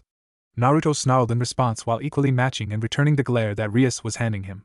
He then abruptly turned his visage to Seiko and that blue-haired girl who made fun of him earlier. And you too, worthless excuse for a clan heir and heiress, never ever try to make fun of me again, otherwise, I will not hesitate to show you both why Phenex House is still considered far better and powerful than both of your respective houses, he remarked as tendrils of black flames started dancing around his slim form.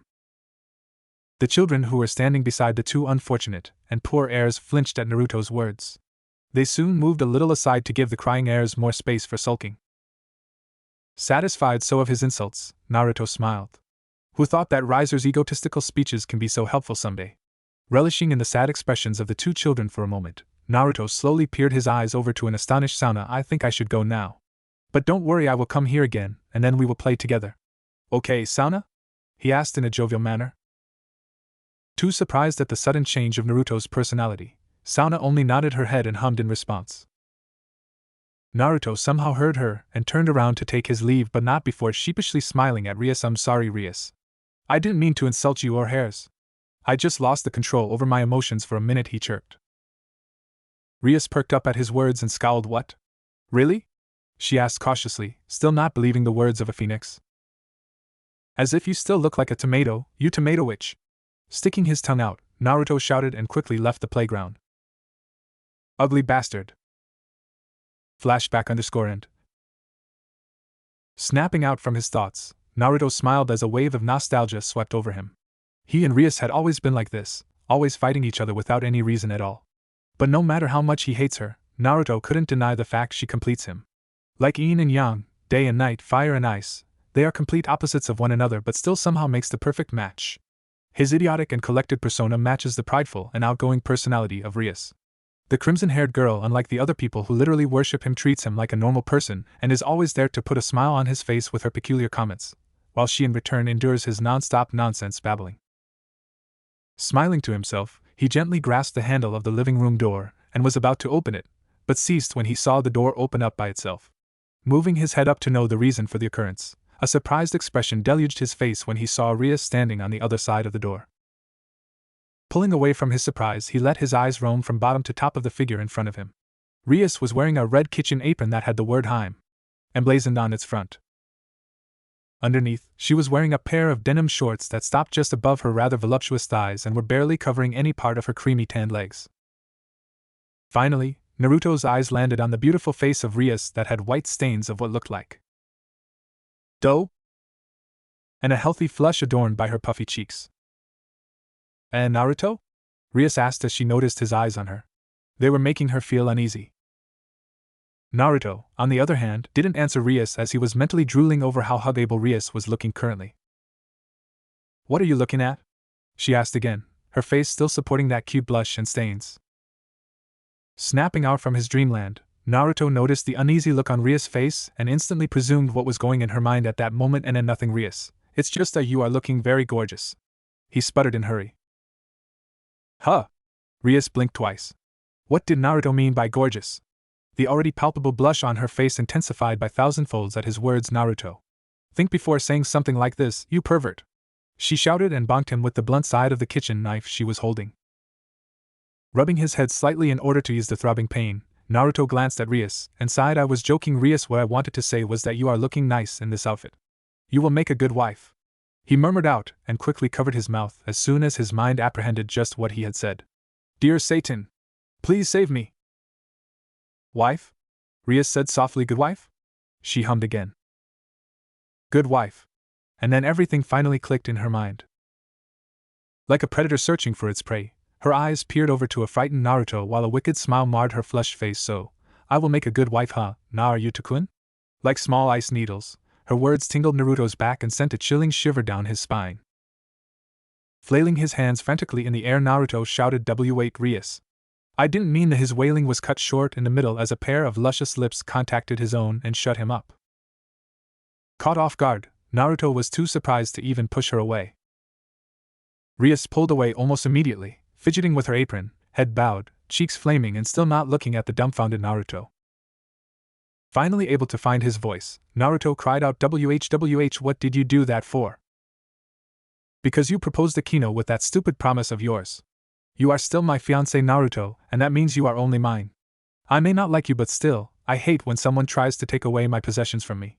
Rias gabbled incoherently and finished her statement with a pouted and a glare that surprisingly looked cute on her face. Possession? Said Naruto, offended, all while wondering why he was burning up. No, possession is not the right word for it. Watashi no Aisuru Ado, my dear husband. Yes, it has a nice ring to it. Rias whispered and instantly turned around in order to prepare the remaining food. Dear husband? Naruto stared at Rias' retreating form for a moment before sighing to himself. She has changed a lot. Akino Himejima was not happy. Her beautiful face was emanating pure jealousy while her beautiful violet eyes were glaring daggers at Rias, who was standing beside her with that damn smug smile on her face. What did you do to him? Akino asked in strained whisper, and unlike her usual honey voice, her tone today was filled with an inconceivable amount of anger. At the question asked by her dear friend, Ria's smile reached the new heights of smugness. I don't know, what are you trying to implicate, Akino-chan? She responded with an innocent blinking of her eyes. Akino's eyes altered into a dark shade of violet at the stupid answer, and some streaks of lightning started dancing around her voluptuous body. Rias, don't try to act innocent. I have other ways to get the truth out of your mouth, she purred as heavy jolts of purple lightning tangled her cheeks in the confinement of utter pleasure. Rias, who had never seen the said lightning which was dancing around her, shifted uncomfortably in the leader's seat, while occasionally wincing whenever a spark of lightning brushed her pale skin. Narrowing her eyes at Akino, she scowled. What are you doing, Akino? Don't think that I will not reciprocate your advances, she stated in a dark tone, and on cue, an aura of deep red color engulfed her whole body. Realizing what her friend was trying to do, Akino increased the output of her own power. Rias, my darling, what do you take me for? Don't you dare think that I will get intimidated by these cheap tricks of yours, Gremory! Akino exclaimed in a voice dripped in the blend of pure lust and gleefulness. The two girls were so lost in their show of power that they didn't notice the room was now shaking violently due to their devastating release of power. Their show-off continued until a knock on the door interrupted them. Now who's this idiot? Akino growled in annoyance. She was just mere inches away from showing Rias that she wasn't the type of person to mess up with.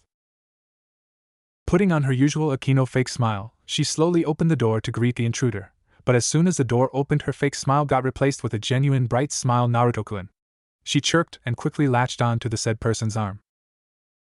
Naruto in response just looked at her and worried. Akino, are you alright? He asked, concern evident on his face.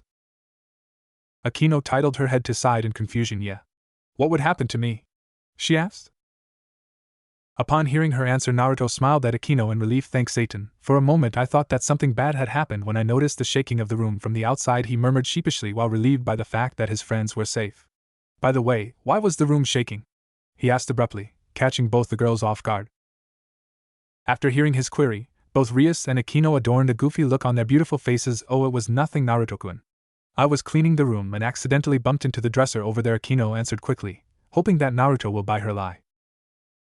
Naruto stared at her intently for a moment before shrugging lightly. Oh, but from next time be aware of your surrounding, Akino.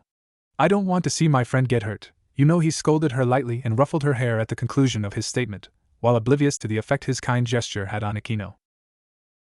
Akino's whole body flushed as she smiled mysteriously at the loving gesture of her Naruto, while Rias, who was overseeing the conversation from the other side of the room, stood up from her seat and slowly made her way towards the duo. Noticing Rias stride towards them, Naruto blushed and veered his eyes away from her as memories of last night flashed in his mind. If your little bonding time is over, Akino, can we please talk about important things now? Rias asked with a fake smile, while scowling inwardly at the closeness between Naruto and Akino. In response to her friend's query, Akino's grip on Naruto's hand tightened even more. Rias, are you jealous of me being so close to Naruto-kun, huh? She teased but frowned when Rias, instead of yelling, only smiled at her. What happened to her? Why is she not yelling? Akino then looked at Naruto and saw the raging blush on his face. Why is he blushing?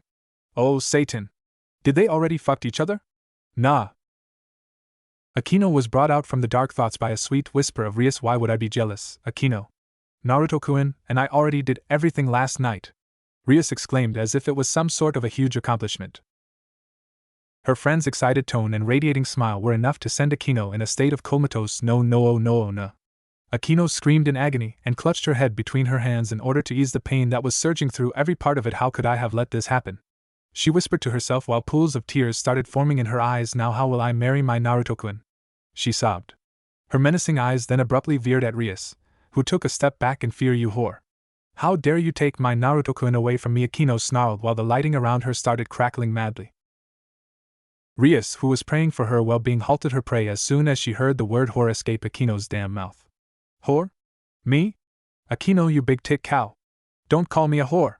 She snapped as an aura of blood red engulfed her, making her crimson hair flail violently behind her.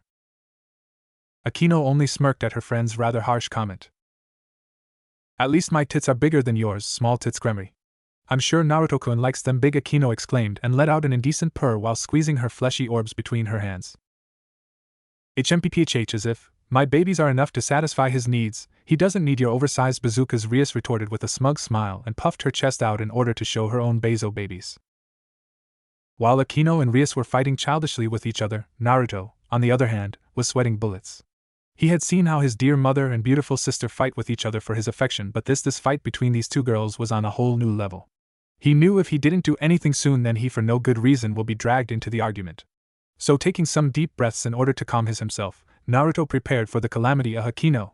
Rias! Please stop fighting, he shouted, but sweat dropped when instead of stopping the fight, both girls just smiled at him with a mischievous glint in their eyes. Rias, noticing the opening, quickly latched to the right arm of Naruto and blinked at him in innocence. Oh my dear husband.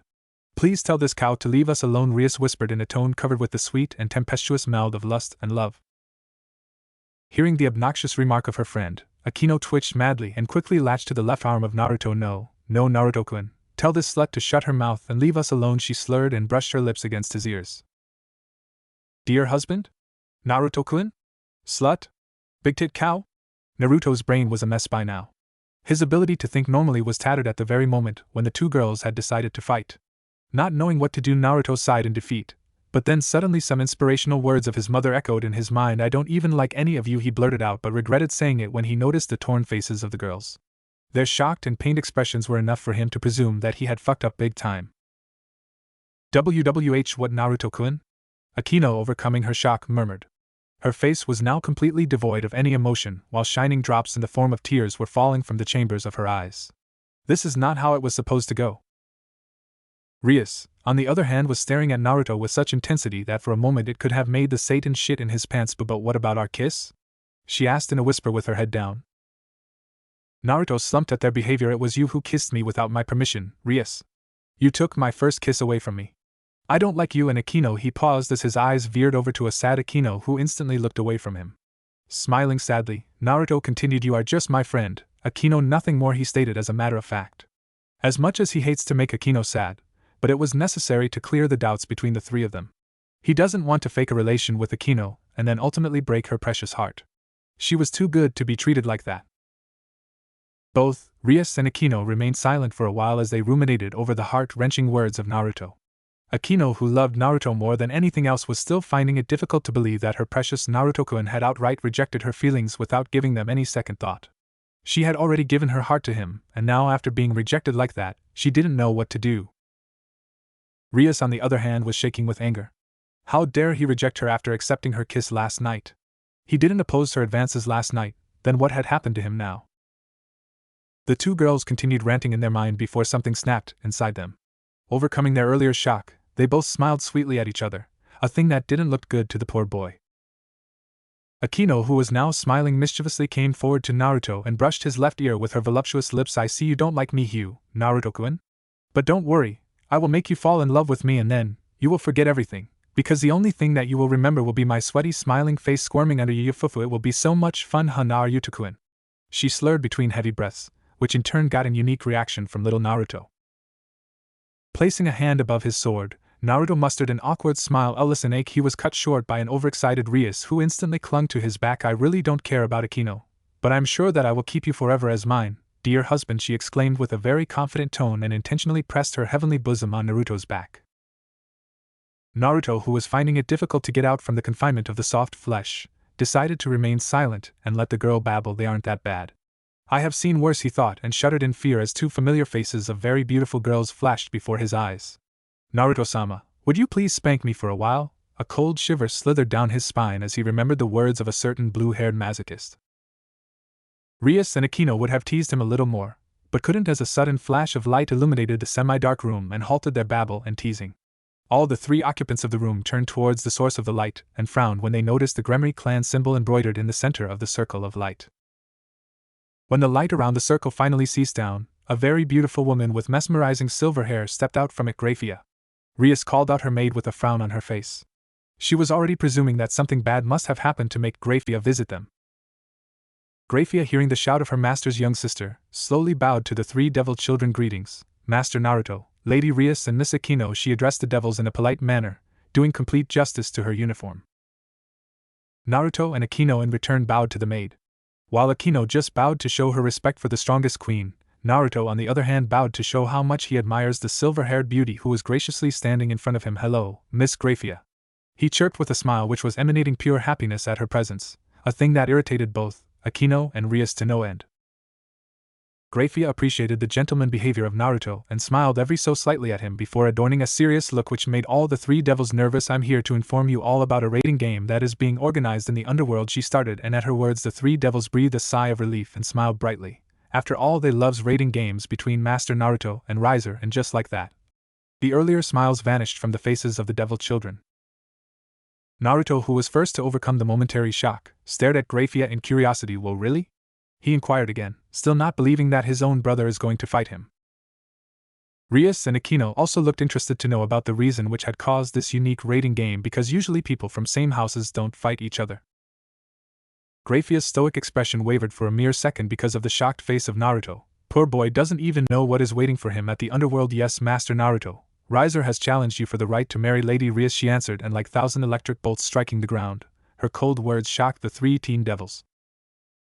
Naruto was about to retort, but Rias was a bit faster in expressing her dismay to the prospect. No, I don't want to marry Riser. I'm currently fine with this idiot, she shouted and pointed a finger at a deflated Naruto who was looking at the ground in shame. Rias, at least don't insult me in front of Grafia, you know, he murmured with a shake of his head. Grafia, who was observing the conversation, looked a bit amused by the unique relationship that Rias and Naruto shared with each other, because deep inside she also wanted to share a relationship like this with someone. Snapping out from her nonsense thoughts, Grafia shook her head lightly in order to clear the vile thoughts. You can't do anything to stop this fight, Lady Rias, but you can still get your freedom back, she intoned while remembering the words of her master. Freedom from what? Rias asked, now looking a bit interested in the subject. Your marriage contract with Master Naruto, Grafia stated in solemn manner, while openly showing her distaste about this whole matter. Rias and Akino looked shocked by the claim while Naruto merely looked confused. Realizing that his friends won't speak anything for a while, Naruto decided to get some more answers. How is she going to get that so-called freedom? He inquired. Grafia remained silent for a while before answering by fighting with you. Seeing his confused look, Grafia decided to explain the full information about the whole fight. When Riser Phenex went to Master Cerzurix to ask for the right to challenge you, Master Cerzurix managed to add a unique stipulation to the match that states that, if Lady Rias manages to defeat you before Riser, then she will be immediately freed from the marriage contract with Phenex House. She concluded her speech with a solemn and sympathetic look as she felt sad about how unfair the fight will be for Naruto. Naruto, after hearing the whole information, looked like he had received the shock of his lifetime. How the hell is this fight fair to him? Will he be to defeat the combined force of Rias, the prodigy of power of destruction, and Riser, the raiding game prodigy of Phenex household? Glancing back at the sad Grafia, Naruto smiled awkwardly. There aren't any more opponent for me? He asked. At his stupid yet amusing question, Grafia forgot all about the game and its unfairness as a beautiful smile got embroidered on her face. No, Master Naruto, she responded with a shake of her head. Naruto sighed in relief and looked over to the two other teen devils who were still under a trance because of the announcement regarding the raiding game. Turning his eyes back to Graphia, he pointed a finger at the two girls. Tell them everything about the game when they get out of their shock. I'm leaving now, I need some rest before the fight, you know, he said with a smile. Graphia looked impressed by the courage and maturity that the young Phenex was showing. Sure, Master Naruto, and have a nice day, she said and bowed to him, which unintentionally made her jiggle. Naruto blushed a bit as his eyes relished in the show of the flesh. Shaking his head, he faked a strained smile, saying, to you, Miss Gr. Graphia. He sputtered and left the room, leaving behind ethereal black flames that danced with the flow of wind. The flames momentarily surprised Graphia because of the amount of heat that they were radiating. Black flames. Graphia thought to herself. Naruto, my boy, you can still get yourself out of this mess. Just tell everyone that you don't want to fight and I will handle the rest. Revan, the current head of Phenex House, muttered while ruffling Naruto's bright blonde hair lovingly like he always do whenever they talk about something serious. His bright golden hair always brings back the loving memories of his little brother Minato, the most powerful and equally popular devil whom the underworld still misses dearly. Oh, I lazy big brother, just wait and watch. I'm going to become a very powerful devil in no time. Feeble voice of a small child resonated in the mind of Revan. Minato was Revan's most precious person. He was the source of light that kept the solitary flame of Phenex clan illuminated even in the most thunderous storms that ever invaded Underworld. And that's the reason why Revan loves Naruto so much, even more than his own children, because he is like a priceless memento of his little brother. His dear little brother. Hearing his father's words, Naruto's head perked up as he smiled at the worried man. You are right, old man. I also don't want to fight. He trailed off with a distracted look as his mind abruptly remembered some rather sweet words from the conversation that he and his mother had yesterday. Naruto Phenex, if you by any chance are defeated by that idiot or that tomato girl, then I promise on my unending love for you that I will cut down both of your legs and will keep your immobile body forever beside myself. A shudder trailed down through his whole body at the mere thought of his mother's words.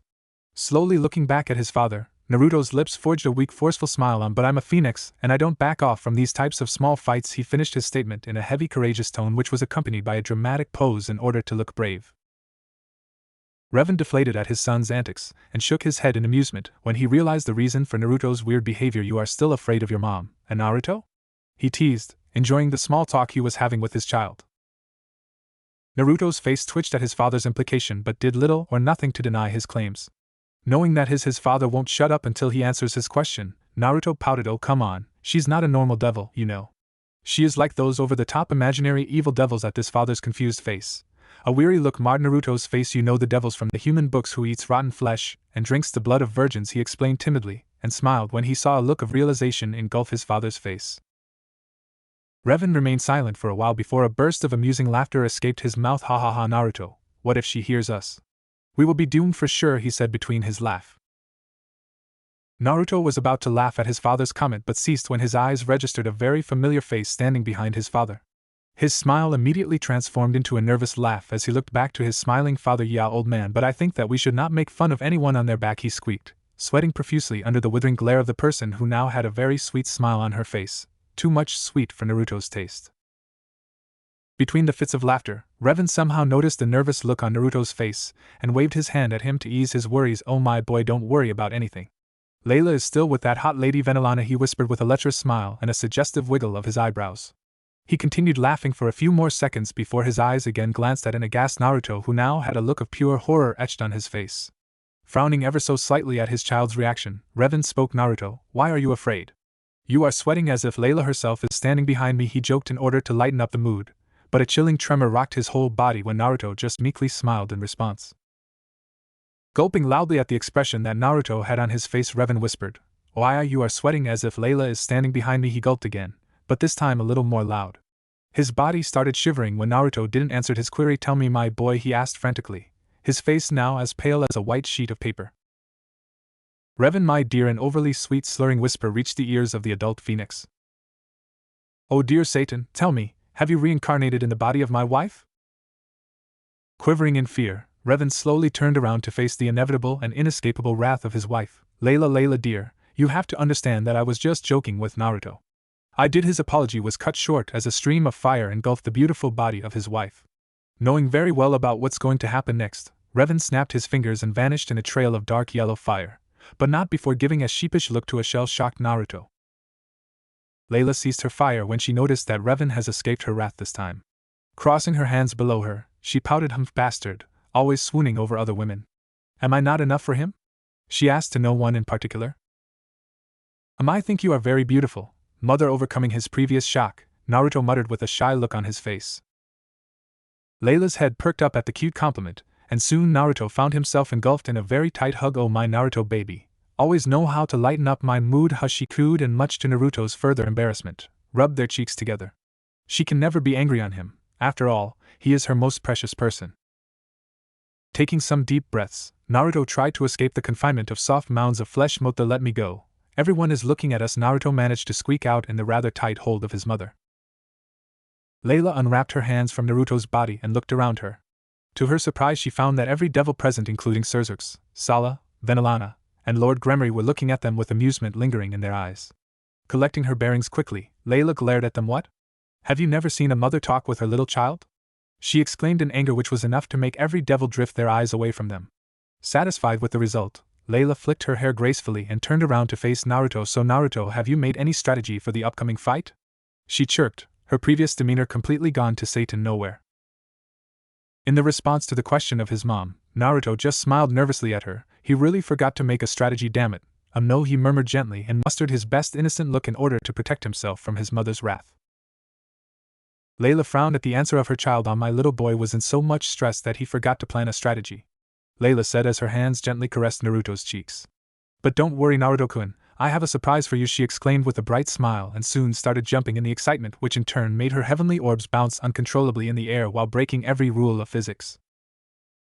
Naruto for a mere moment got a dazed look on his face as he relished in the jiggle of his mother's.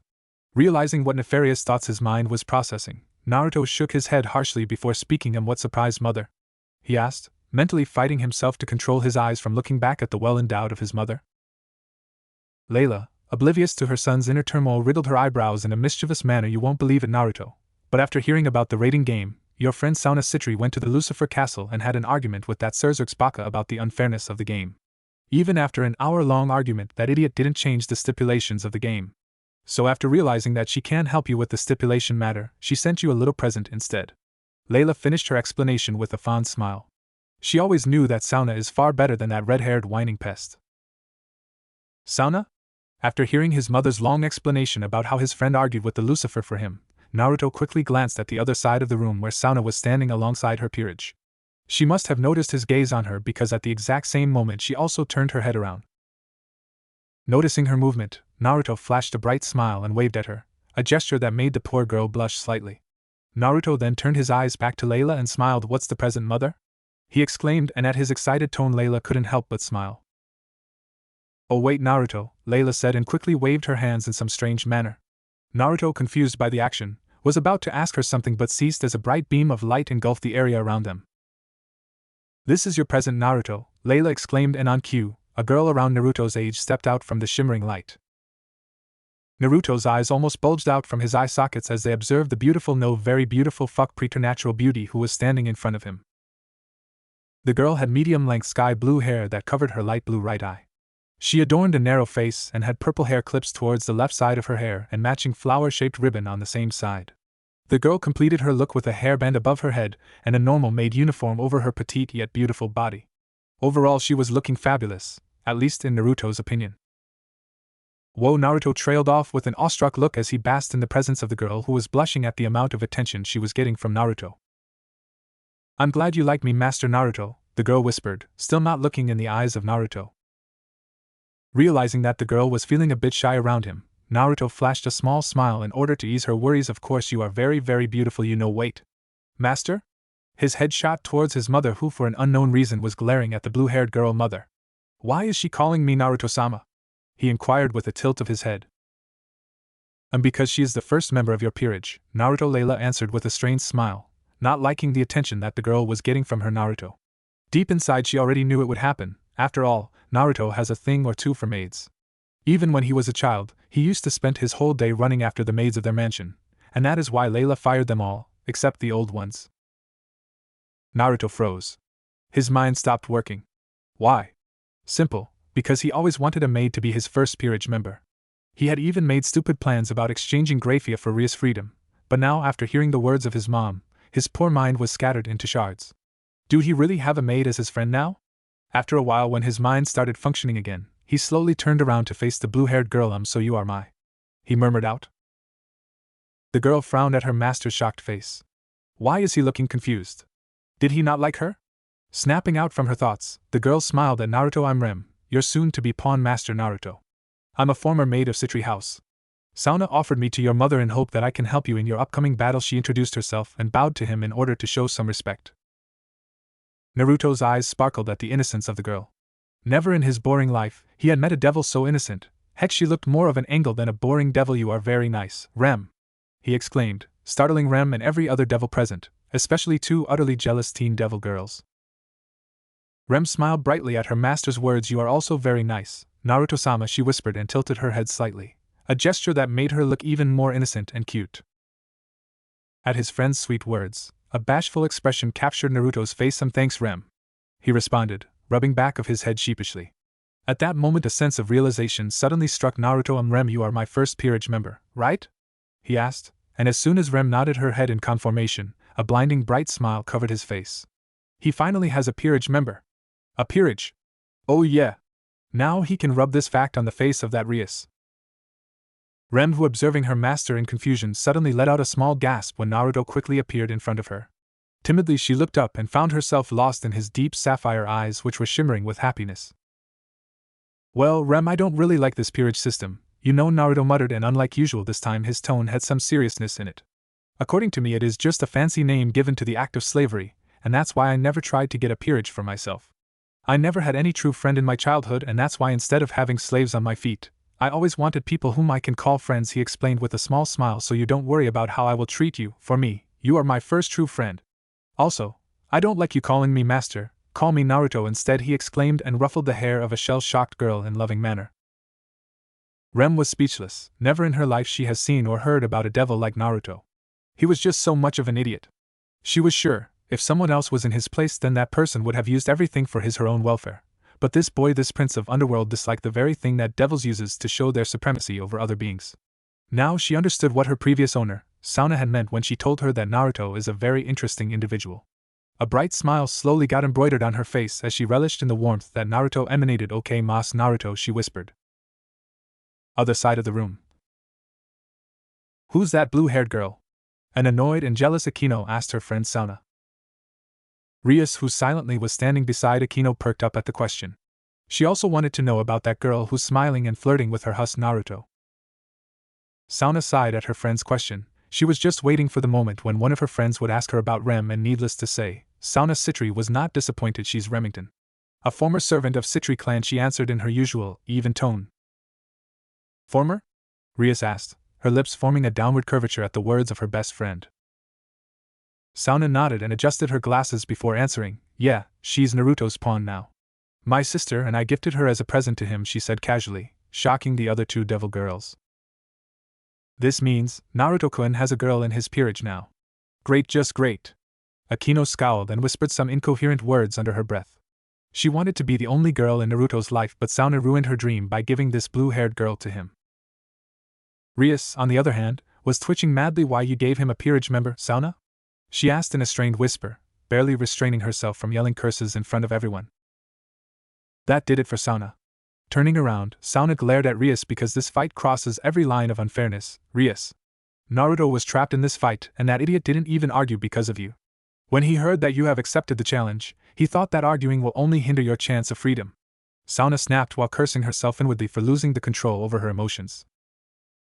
Rias and Akino's eyes shot wide in surprise at their friend's outburst. They had never seen her so angry, well, at least not towards them.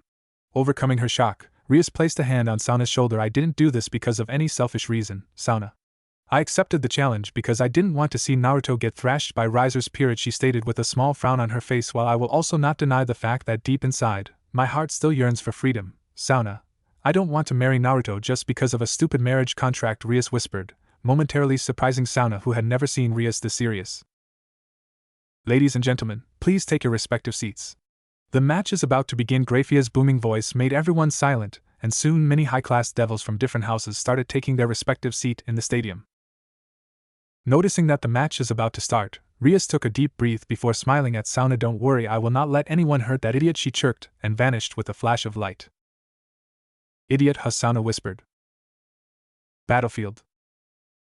"You can still retreat from this useless fight, little brother. This fight only has one outcome, and that is my win." Riser Phenex, the self-proclaimed prince of Underworld, exclaimed in glee as his eyes stared at Naruto, who was standing at the other side of the clearing. Riser was currently standing in the middle of a forest, and was surrounded by his peerage from every direction. Beside his peerage, Rias Gremory was standing quietly with her own group of friends consisting of Kiba, Akino, Kaneko, Asia, and Issei. Hearing the egoistic words of his brother, Naruto's lips formed a downward curvature. "You are still naive, big brother. You can't decide the outcome of a battle before it even starts. We both are Phenex, and you know a Phenex never retreats from the battlefield without defeating his opponent," he muttered while palming his face in disappointment. How could Riser forget these basic rules of a battle? The words of Naruto only angered Riser furthermore. "You don't know anything about these raiding games, Naruto. These games are for powerful individuals, and you aren't looking powerful to me from any angle. You lack our famous flames, and that's why you are going to lose this match," he retorted, and the grin on Riser's face returned as his eyes turned veered at Rias and you Gremory. "You are lucky that I can't attack you in this match, but remember this, I will not allow you to win this match before me," he snarled. Having enough of Riser's nonsense babbling, Rias turned around and growled at him. "I will win this fight, Riser," she shouted while her friends nodded their heads in agreement. Rem was confused. Riser and Rias were supposed to be a team, then why they are fighting with each other? Looking up at her master, who had a serious look on his face, Rem poked him on shoulder. "Why are they fighting with each other, Naruto? They are supposed to be a team, aren't they?" she inquired. Naruto drifted his eyes away from the bickering of the heirs and dropped his head down in disappointment. "They are always like this, Remington. My brother thinks too much of himself, and that red-haired girl," he stopped and leaned over so that no one could hear him, "she's a Tsundere. And that girl beside her is a Yandere. They both are after my life, but don't think about them, let them do whatever they want to do," he finished with an awkward laugh while leaving Rem completely speechless. "Master is so brave. He didn't fall for their charm," Rem thought while fidgeting with her dress. Riser, who was eyeing the conversation between the two devils, smiled mischievously. "Hey Naruto, whose is this gorgeous beside you?" he asked in a lecherous tone that made Rem a little uncomfortable. This did it for Naruto. His eyes narrowed at Riser, and the amount of anger they were radiating even made Rias took some steps back in fear. "Keep your hungry eyes away from her, brother, otherwise things won't end well for you," he warned, not liking someone ogle his friend. While most of the people flinched at Naruto's tone, Riser didn't even twitch. "HMPPHH. I was just asking about her name because she would have made a nice bishop, but now that you have challenged me, I promise she will face my wrath too," he snarled, and his cruel smile made Rem even more nervous about her and her master's safety. Before Naruto could retort any further, Graphia's voice interjected their argument. "The match is about to start. Please take your respective position." Every devil present tensed and quickly settled down in a fighting stance, well except for Riser and Rias, who stayed behind to keep an eye on each other. Start. Meeting room. The large, beautifully crafted Victorian-style room was filled with noble devils. From the Gremory and Phenex house to the Citri and Bales, many had come to watch the unique raiding game between the heir of Phenex and the combined peerages of third born of the Phenex house and young heiress of Gremory house. The spectators had divided themselves equally, the older members of the Gremory and Phenex family grouped together, whereas the normal guests were just staying wherever they were. The heir of Citri clan, Sauna, was sitting beside her peerage members along with Sarorg and was watching the large plasma screen that was projecting the battle arena. "Who will win, any guess?" Cerzurx, the Lucifer of the underworld, asked his wife excitedly. He knew this was an unfair match, but he really wanted to see Naruto's black flames in action. Sala frowned at her husband's antics. "It is obvious, Cerzurx, either Riser or Rias," she stated as if it was the most obvious thing in the underworld. Cerzurx slumped at his wife's uninterested tone and was about to cheer her up, but a sound of scoff that startled everyone stopped him in his stride. He and Sala both turned their head around and saw that it was Ravel who scoffed at them and was now openly glaring at them. Frowning slightly at the weird behavior of the child, Cerzurx asked, "What happened, dear Ravel?" In answer, Ravel's glare intensified tenfold. "You are wrong, Lady Sala. The one who will win this game will be none other than my brother Naruto," she exclaimed in confidence, surprising everyone momentarily by her proclamation. Enten, Anzari Highschool Inferno Release, Unearthly Obliteration. Naruto's deep voice from the television echoed in the silent room, making all the devils look back to the screen again. Deafening silence claimed the room. Not a single movement was made, It was unlikely that anyone was breathing aside from an excited Ravel who was looking at the screen in awe. Despite what she had just seen, she was remarkably calm and excited. Had is that? Sarord Bale, the heir of Bale House, muttered in shock, not believing what his eyes were witnessing. Sauna, who was sitting next to him, also had an expression of pure shock on her usually stoic face. And then Naruto, a faint whisper escaped her mouth. See, brother is the best, Ravel stated smugly with twinkling eyes as she relished in the shocked expression of people around her. HMMPHH, and they thought brother can be defeated. Battlefield. Start. Let's finish this quickly, Naruto said in an annoyed tone, and before anyone could even move slightly, he brought his left hand in front of his mouth and made a strange sign with his fingers. Enten, Anzari Highschool Inferno Release, Unearthly Obliteration. The result was both spectacular and devastating at the same time. A leviathan, flowing stream of jet-black flames escaped Naruto's mouth and inundated the whole battlefield in just mere seconds. The flames scorched everything, from giant trees to humongous stones that came in its path. The shocked devils on the other side were unable to react in time, and were engulfed in the hot embrace of the raging flames. Riser Phenex's 8 pawns, 2 rooks, 2 bishops, and 2 knights have been eliminated. While Ryusama's pawn, rook, and a knight have been eliminated, Graphia's shaky tone did little or nothing to hide her shock. She was both impressed and curious of the devastating powerful flames that the young child adorned in his arsenal. After hearing the announcement, Naruto deflated. Mao, they were supposed to be defeated by that attack, he said, his eyes fixed on the smoke and rubble in front of him, while Rem, who was too much in shock, only nodded her head lightly. The tension in the air was palpable, along with the pungent smell of burning wood. The decimated area that was previously being called as the battlefield for the raiding game was now nothing more than a lifeless barren land, scorched with the unforgiving black flames of the hell. Rias Gremory, who was standing next to a worn-out and heavily injured Riser, was breathing harshly. Her dress was now almost non-existent, except for some strands of silk which were hanging loosely on her body, exposing her smooth, creamy skin and shielding her dignity at the same time. What was that? She whispered, wincing slightly because of the heat which was left as an aftermath of the carnage that those black flames brought with them. Hearing her friend's question, Akino snapped out of her stupor. Slowly, she peered down her eyes to observe her own condition and abruptly let out a sensual moan when innumerable jolts of pain surged through her whole body because of the injuries that those beautiful flames gave her. Those flames really did justice to their name. They were unearthly for sure. Mewling in ecstasy, she let her violet eyes flicker at Naruto in awe. I never knew you were so powerful, Naruto-kun. How amusing. I always wanted to have a dominating and powerful partner who would plow me hard without any mercy, and looks like Satan has finally granted me my wish. She slurred like a snake who is ready to pounce on its prey. Rias frowned and visibly slumped at her friend's rather embarrassing remark in contrast to the serious situation. She was about to scold her queen but had to cease because of a harsh shout that pierced her ear. What rubbish are you trying to imply, Akino-san? Naruto-sama is a very nice person, he will never do such vile things with you. Forgetting about her own worn-out condition, Yubelina growled at the seductress of Gremory House. Away from the ranting female trio, a madly shaking Riser Phenex launched himself in the direction of Naruto. He had enough of this idiot. Now he is going to show him what true power means. I'm not gonna let you win this fight, little Naruto. Between a fit of mad laughter, Riser screamed, and on cue 2 yellow wings of fierce flickering fire sprouted out from his back. Standing on the other side of the clearing, Naruto realized his brother's intentions, and quickly positioned himself in front of an oblivious Remington. You are still an idiot, big brother, he stated with a strained smile. Why can't his mother abandon this idiot, Naruto thought. In a movement that Riser had no hope of following, Naruto brought his right hand up high in the air and swayed it gently in the breeze.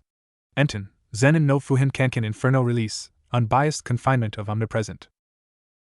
A suffocating silence engulfed the whole area, and for a while, wind stopped flowing, a thing that didn't go unnoticed by the devils and made them even more tense about the situation.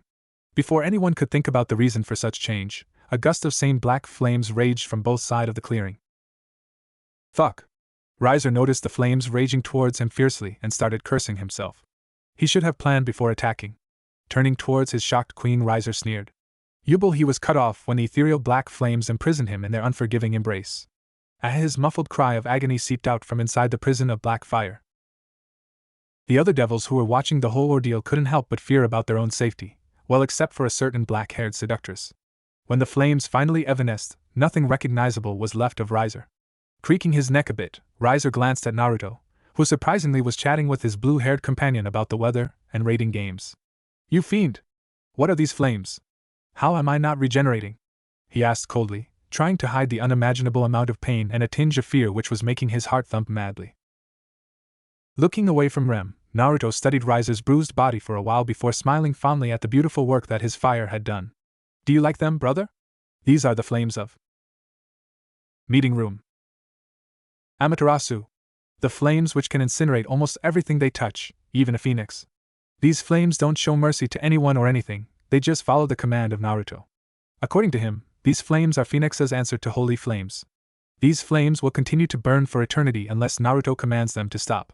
The thing that you just saw was Enten, an attack originated from Amaterasu that Naruto accidentally created when he was 11, a defeated Layla explained, eyes lingering on every devil intently. She wanted to hide her poor Naruto's lineage, but these idiots were too much stubborn for her taste. For a complete minute no one uttered a single word as they were shocked to their core by the revelation, except for Revan, Ravel and Layla who already knew about it. Cerzurix, who was sitting alongside his fellow Mao, stood up from his seat and slowly made his way towards the Phoenix family. The other Mao quickly followed their leader in his stride. Standing in front of Lady Phoenix, Cerzurix eyes her face for a while. Layla-sama, can you please explain it to us why Naruto has a power that has a name related to the leader of Shinto faction? He asked in his usual warm tone, which was accompanied by an equally warm smile, a gesture that lightened up the atmosphere of the room a bit. Layla remained silent as her mind contemplated whether to tell Cerzurix about Naruto's lineage or not. After thinking about it for a while, she finally came up with a conclusion that telling the devils about Naruto's connection to yokai will only create more problems for Naruto. So mustering a flawless fake smile, she glanced up at Cerzurix. Cerzurix, Minato-kun had a very keen interest in Japanese culture. He was an avid follower of their tradition, and even changed his name from Marvin to Minato. Also, he occasionally used to sneak in a fabled shrine of Kyoto in order to seek the blessings of Shinto deities. Maybe that's the reason why Naruto inherited the flames of Amaterasu, keeping the spectacular act of seriousness and truthfulness. Layla answered the question of her leader. A small laugh escaped the lips of Cerzurix. Only Lord Minato can do things like these. His love for Japan was known to everyone in the underworld. I'm really happy that his son inherited the blessings of the powerful Shinto deities. I'm sure little Naruto will grow up to be a very powerful devil in the future, Lady Layla, he exclaimed in an excited tone, startling the other devils around. After all, a devil with the blessings of Shintos is destined to be a powerful warrior, and maybe a very good leader. The green-haired man standing beside Cerzurix nodded his head at the words of his friend. Yeah, his powers are certainly very interesting. Ajuka Beelzebub, the smartest devil of the underworld, spoke sonorously. His eyes were gleaming with raw curiosity and happiness at the prospect of new research. Moa Ajuka dear, don't even think about doing research on my Naruto, because I'm sure Layla-sama and I will kill you for that. Seraphal Leviathan whispered in her usual sing-song manner, while a twitching Layla nodded her head with a sweet smile on her face. Noticing the pale face of his friend, Cerzurix let out an amusing laugh. Ha ha ha, everyone please take your respective seats again, the match is still going on and I don't want to miss Naruto's show of power. He's Oz. You Gremories are nothing but idiots. Naruto's voice echoed in the room, making everyone's sweat drop. Cerzurix deflated at Naruto's harsh remark and soon an aura of depression engulfed his body. Looks like he's not that awesome, he murmured to himself, fake tears rolling down his cheeks like an untamed river. Noticing the depressed state of the Lucifer, Layla smiled nervously at him and apologized for her son's remark. Sorry for the behavior of my son, Cerzurix. He can be a loud mouth sometimes, especially in front of your bitch sister, but I can assure you that he really didn't mean it. Revan, who was standing beside his wife, nodded his head frantically in agreement. Waving away the apology of the Phoenix couple, Cerzurix slowly collected his bearings and nodded his head. I know, Lady Layla. Now please let's focus on the match again, he murmured sadly, the aura of depression still lingering around his form. Battlefield. Amaterasu? Was the first question that left Ria's mouth after the long explanation. Hearing the query, Naruto turned his gaze at his fiancée. Yes, and you know what? Unlike your useless power of destruction, my flames can really obliterate anything, he stated with a loud mock laugh, pride easily noticeable in his voice. Ria scowled at the outright jab and pouted. Why, my powers are not useless, you idiot! She snapped, which unintentionally brought the Himejima out from her world of lewd imagination. Akino, who was in daze till now, shook her head at Naruto and smiled mischievously. Era, you are so cute, Naruto. She couldn't complete her teasing as a black tendril of burning flame grasped her ankle. Panicking slightly due to the knowledge of the said flame, Akino glanced at Naruto and quivered in fear when she saw a smile mar Naruto's beautiful face. A very mischievous smile, to be precise. You have grown up into a very beautiful and mesmerizing piece of art, Akino. I can't handle your teasing anymore. I want to do it now with you breathing heavily, Naruto whispered in a husky tone. In a flash, the tendril of flame brought a shocked Akino right into the arms of Naruto. Looking to his side, Naruto smiled at Rem, who was blushing madly at the compromising position in which her master and Akino were. Dear Rem, could you please close your eyes? I'm about to do something very erotic with Akino-chan, he requested and smiled furthermore when Rem quickly closed her eyes. What are you doing, Naruto-kun? A shocked and shivering Akino mewed from inside the embrace of Naruto. Don't faint. Don't faint. Don't faint. You are Akino Himejima for Satan's sake, were some of the more rational thoughts which were running around in the mind of Akino. Bringing his lips near to the right ear of Akino, Naruto brushed it gently on the back skin of his childhood friend, a gesture which sent Akino into a trance. You are amazingly beautiful and hot, Akino, he whispered, and abruptly squeezed the well-endowed and luscious rear of Himejima, bringing the girl's face and bosom even more close to his own. Akino moaned with a cherry-red face. Too much. Too much. This sensation is amazing. Squeeze more tightly. No! Master Naruto Yubelina tried to interject with Rias following her closely, but unfortunately for the female devils, it was already too late. Tightening the hold on the flesh a little more, Naruto brought his lips close to the face of Akino and gently placed them on her forehead. Good night, Akino-chan, he chirped, kissing the forehead of the girl gently again. The result was expected. Akino slumped in the arms of her crush, but not before letting out a moan of utter ecstasy. Rias, who was watching everything unfold from the sidelines, started shaking in anger. How dare this idiot do such cruel, hot thing to her best friend, and not her? Mustering some courage, she poured down everything into her attack, and soon an aura of crimson color flared around her. You are not going to win this, Naruto. What you did to Akino is unacceptable, she yelled in rage, while the ground beneath her started shaking due to the sheer power of her aura. Unfazed by Rias' outburst, Naruto completely ignored her and glanced at a wide-eyed Rem, who was now gaping at a shivering and unconscious Akino. Rem, take Akino away from here, he ordered while Rem frantically nodded at her master's words. And remember, leave the room as soon as she wakes up. I don't want you to get tainted too. With an adorable pout on his face, Naruto gently poked the head of Rem. Enchanted in the charm of her master's cute gesture, Rem nodded her head absent-mindedly. Hi, Naruto, she squeaked, not even registering the fact that she forgot to add master suffix this time. Naruto Phenex's pawn has been eliminated. Naruto smiled at the announcement and turned around to face a very angry Rias, who was completely covered with the Harobai no Chikara, power of destruction. Smiling to himself, Naruto shook his head, a bit amused by the fact that she was finally going to use her fabled power. Let's see what your power of destruction can do to my ultimate defense, he abruptly exclaimed, startling the remaining two female devils. Rias tilted her head in confusion. What is this idiot babbling about? Ultimate defense? She thought, but her confusion didn't last long. Her eyes almost popped out from their sockets, when an unimaginable amount of black energy flared around Naruto and engulfed him completely. Her and Yubelina's shock intensified 1,000-folds when that energy started to manipulate into a rib cage-like structure around Naruto. When the formation finally completed, both the females stepped back in fear because of the thing which was standing in front of them. The skeletal behemoth was made up of pure black energy, and had such a demonic face that can even make Satan quiver in fear. The demon adorned 2 horns and dark blue eyes on his face. What is this? It was Yubelina who asked the question this time. She has lived with Naruto since he was a child, and yet she has never seen him summoning this demon. This demon looks so much similar to her master, Naruto. The only difference being that the beast doesn't have a lower part of the body.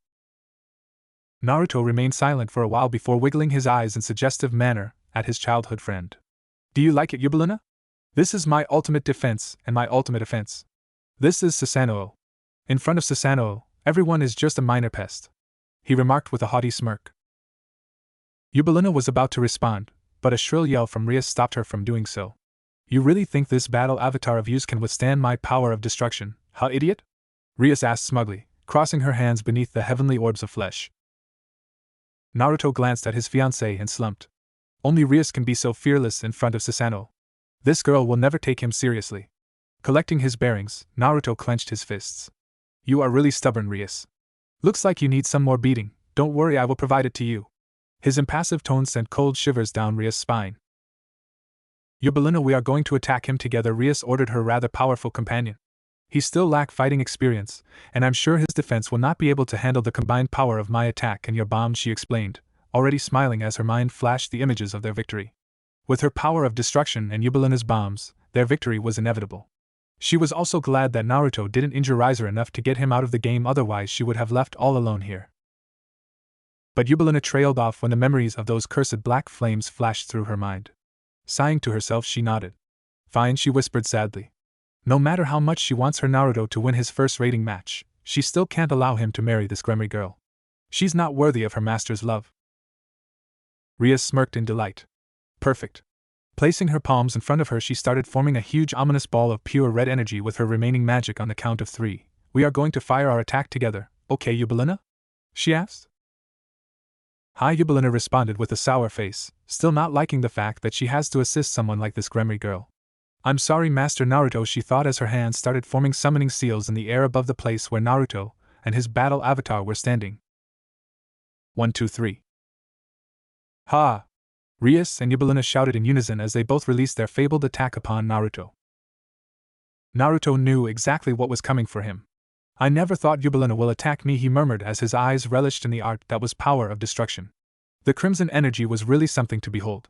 But still not enough for me, he exclaimed, and at the exact same moment, Susanoo brought his arms in front of his body and flicked the red orb like it was nothing but a small rubber ball. Noticing that Yubelina's bombs were yet to come, 2 more arms sprouted out from the back of the behemoth and grasped the magic seal above between his palm. With an earth-shattering roar, the warrior of the sea dismantled the magic seal. What is that now? There were many things that had made Riser quiver in fear, but what he was witnessing currently was far above anything else. This behemoth was on a completely different level. It handled the power of destruction like it was nothing and broke Yubelina's magic seal with just a clench of its hand. You are not as weak as you tried to be, Naruto, he murmured, resting in a sitting position.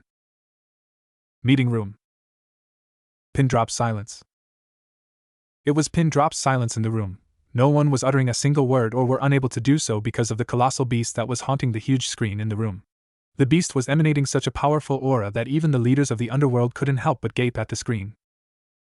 Layla, on the other hand, was cursing herself. Now how the hell is she going to explain about this behemoth? She was sure that someone is going to ask a question about it soon. The name Susanoo will spark curiosity for sure. Needless to say, she wasn't disappointed when Surzurx glanced at her and flashed an all-knowing smile. Lady Layla, could you please? He requested, straightening himself on the seat. Mustering her best smile, Layla stood up from her seat. You know Naruto can use flames of Amaterasu, right? She asked, and at the confirming nod of Surzurx, she continued. Well, these flames have a very unique characteristic. They can be manipulated into whatever form Naruto wants. He can manipulate them into a warrior whom he usually calls Susanoo. She explained with an even face, trying to look as serious as she can. Revan Phenex sweat dropped at the cunningness of his wife. Even he, a professional liar, couldn't have thought about such a believable explanation in that span of time. Yeah, Naruto is very similar to Minato in personality. He also has a very keen interest in Japan and its culture. He added his own words to support the explanation of his wife. Surzurx frowned at the Phenex couple. They are hiding something, he thought, but ultimately decided to talk about it later. Turning his head towards his fellow leaders, he smiled. Well, let's focus on the match again, he chirped, doing a complete turnover of his personality. Grafia, who was watching the whole ordeal from the announcement area, smiled at the Phenex couple, a thing which didn't go unnoticed by Layla, who also smiled in return. They are very brave, especially Lady Layla, she thought as she recalled the fact that the said lady had lied openly about her son's abilities to the Lucifer. Very few have the guts to do that. Battlefield. For the first time in her life, Rias Gremry was feeling weak, very weak. She still couldn't digest the fact that Naruto's battle avatar had just flicked her ultimate attack like it was nothing. That behemoth even destroyed Yubelina's magical circle, a thing which till now she used to think as impossible. What is happening? She murmured to herself, but unfortunately Naruto heard her. It's reality, Rias. You may think that power of destruction does not have any known weakness, but let it be known, Rias, every attack or ability has a weakness, and the weakness of your attack is my existence, he proclaimed, shocking the present devil with the confidence he held in his voice. Realizing that he has to end the fight now, Naruto sighed to himself, a gesture which didn't go unnoticed by other devils as they all tensed. Well, I can't fight anymore now. I'm bored. So let's just end this here, shall we? He asked, but didn't wait for the answer. Closing his eyes in concentration, he uttered a few words. Enten, Yami no Hoyo Inferno release, Embrace of darkness. As soon as the words left the mouth of Naruto, the behemoth named as Susanoo brought his hand in front of his mouth and before anyone could say anything, spew a torrent of jet-black flames which inundated the whole area where Rias and her companions were standing. When the flames died, the only thing left was scorched ground and a pungent smell of burning wood and stones. Riser Phenex and Rias Gremory have been eliminated. We finally have a winner, Naruto Phenex. The hall of the Phenex house was jam-packed. Thousands of devils from different houses were enjoying the lavish celebration which was being held by the Phenex clan on the auspicious occasion of their youngest son's first raiding match win. Speaking of Naruto, the Phenex boy was currently standing in front of the Lucifer of the underworld, probably discussing the rewards for his spectacular win against the combined force of Riser and Rias. Not many people can do that without beating a sweat, after all. First of all, let me congratulate you on your spectacular win against my sister and your brother, Naruto Surzux. The leader of the underworld praised the boy in front of him. This boy is truly phenomenal. He can do things which were till now deemed as impossible for the devils, whether it was using those ethereal black flames or summoning that behemoth of a battle avatar. His abilities are really exceptional and Surzux wouldn't let them go to waste. Naruto, who was staring at a sad and torn Rias, glanced at his leader and smiled. Thank you for the compliment, Lord Lucifer, he said with a slight bow of his head, very well remembering how blunt he had been to the said man during their last meeting. Not a fan of useless formalities, Surzux waved at the boy and laughed. Don't be so formal in front of me, Naruto. Just talk to me like you did last time, he suggested, holding back an incoherent groan which dared to escape his mouth when his wife pinched him hard on his arm. As you say, Gremory, with a lazy shrug of his shoulders, Naruto said bluntly, surprising the audience present around them. Naruto! Layla was about to scold her son on his idiocy and careless behavior but ceased when Surzux raised his hand, a small gesture enough to stop her stride. Don't worry, Lady Layla. I don't mind Naruto's bluntness at all, he stated, easing the tension in the atmosphere. Looking back at the young Phenex, Surzux smiled. No, this is going to be interesting. So Naruto, what do you want in reward? He asked, attracting the attention of all the people around him. They were eager to see what the young Phenex demands as a reward. Naruto tensed. Fuck. He still hasn't thought about it. Gulping, he slowly glanced at his mother and slumped when he saw the proud smile on her face. She really thinks that I have thought about something for my reward. He trailed off while the people around him started looking at him in confusion. Can I ask for anything? He asked, eyes fixed on the expensive carpet decorating the floor of the house. Surzux let out a laugh full of amusement. He was really enjoying the uncertainty in the tone of Naruto. As long as you don't ask for the position of Lucifer, you are all good, Naruto. Ask for anything, he answered with a small nod of his head. Oh, Naruto responded while the clockwork inside his mind was working on the task of finding a valuable thing to ask for as a reward. Before his mind could come up with a good plan, Sauna Citri decided to intervene in the conversation. Excuse me, Lord Lucifer, can I please request you something? Bowing, she asked her leader for permission. Surzux looked skeptical for a moment before he gradually gave her permission to speak. So I was just wondering why Naruto is only getting one reward for his win.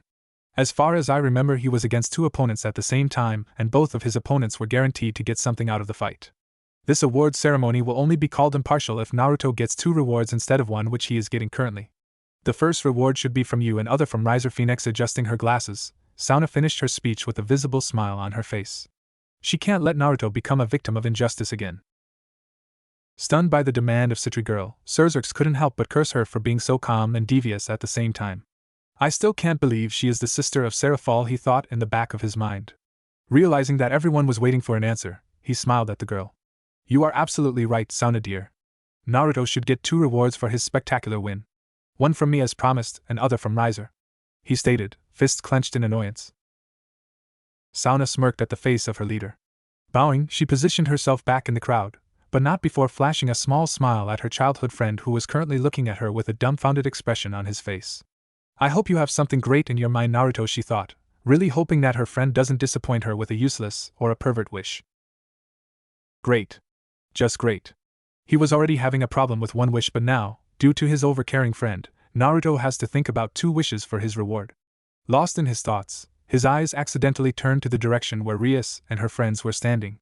She is sad about something, Naruto mused as his eyes noticed the tears in the corner of her beautiful eyes. Why is she sad? Naruto thought, looking every bit confused by the current mood of his fiancée. The bitter realization finally dawned on him. She is sad about not getting her freedom from the marriage clause, he said to himself, frowning slightly at the helpless face of his Friday enemy. Making the final decision, Naruto smiled at the Lucifer. Soon everyone focused their attention back to the duo. I want to end the marriage contract between me and Rias, he murmured with a lazy shrug of his shoulders, and on cue placed his hand on his ears to cover them. 3, 2, 1. What? Rias yelled, still not believing what she just heard. Did this pervert idiot just cancel their marriage contract? Xerxes, who was watching the scene unfold in amusement, places his hand on the shoulder of his sister. Dear sister, Naruto has just cancelled the marriage contract between the two of you, he whispered in the ear of his sister. That seemed to cool down Rias a bit. Collecting herself, she glanced at a silent Naruto and smiled at him. This particular smile of her contained no lust, no fakeness, no ill intentions, only genuineness, and momentarily enchanted Naruto in its charm. I don't have any words to describe how I'm feeling currently, Naruto. From the very beginning of my childhood, I was trapped in the cage of this contract.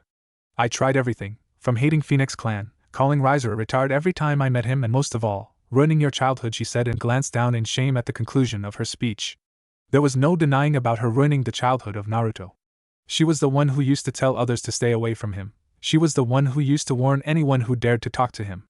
She let out all her hate that she held for the contract on Naruto, and the said blonde never said a thing to her. The thing that made everything worse was the fact that the boy whom she hated to no end was now freeing her from the cursed contract. Wiping off the tears which dared to fall down from her eyes, she looked up so that she could see Naruto's face clearly. Holding back a harsh sob, she smiled at the confused boy. I'm very sorry for all of the things that I have done to you in the past, Naruto. I hope you forgive me, she whispered, while Akino, who was standing beside her friend, smiled sadly at her. Oh, poor Rias. Naruto slumped at the scene in front of him. What the hell is happening? Has he done anything wrong to Rias again? He thought, and slumped furthermore when he noticed the stunned expression of everyone around him. Thinking that it was his fault somehow again, Naruto positioned himself in front of Rias and placed his palm on her cheeks. Wiping the wet cheek with his thumb, Naruto smiled at the blushing girl. Why? You don't have to cry like this, you know. Tears don't suit your face. With an awkward nod of his head, Naruto blurted. Rias froze. Her mind became numb. The redness beneath her cheeks clashed with the skin of her face. What is wrong with his touch? She thought while placing a hand above Naruto's. Grasping the palm of the boy tightly, she lifted it from her face. Naruto's confused face made her smile as she soon placed her palm over his cheek and cupped it. The affectionate gesture was too much for Naruto to handle, and soon he lost the war against the embarrassment as a full-blown blush covered his whole face. You are very nice, Naruto. I'm glad I met you, she whispered, and without any prior warning or announcement, placed her lips on his forehead. The fuck? These were exactly the words which left Layla's mouth when her eyes witnessed the abhorrent scene unfolding in front of her. How dare this girl kiss her boy like that? Clenching her fists tightly, she grabbed the arm of the redhead and hauled her back away from her Naruto. The pin-drop silence of the room had little to no effect on her as she glared at the shocked Gremmy girl. You stay away from my son, Red Cherry. He has cancelled the contract, so now you have no business left with him. From now on, don't even look at my son, she snapped, furthermore shocking the whole Gremmy family. As for the Phenex, well, it was a normal occurrence for them. No big deal. Red Cherry, Xerxes whispered to himself. He liked it. But knowing the seriousness of the situation, decided to remain quiet. It was his sister's personal matter, and now she has to learn how to deal with them. But if by any chance the Phenex crosses their limits, he will show them who's the real boss here. Snapping out from her stupor, Rias glanced at the Lady Phenex again. I don't understand, what are you trying to say? She responded, genuinely confused about the whole thing. Regarding the red bitch for a second, Layla scowled at her. I can't explain everything again to you, Rias. Just remember these few words: stay away from my son. With a smile cruel than the Satan himself, Layla whispered. Now Rias understood everything.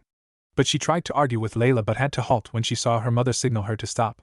Knowing very well that her mother had something in her mind, Rias nodded her head with a sad look. Okay, Lady Phenex, I will stay away from Naruto, she whispered, really not meaning anything at all. Layla knew very well about whom she was arguing with. This girl can be very stubborn when it comes to anything related to her son, Naruto.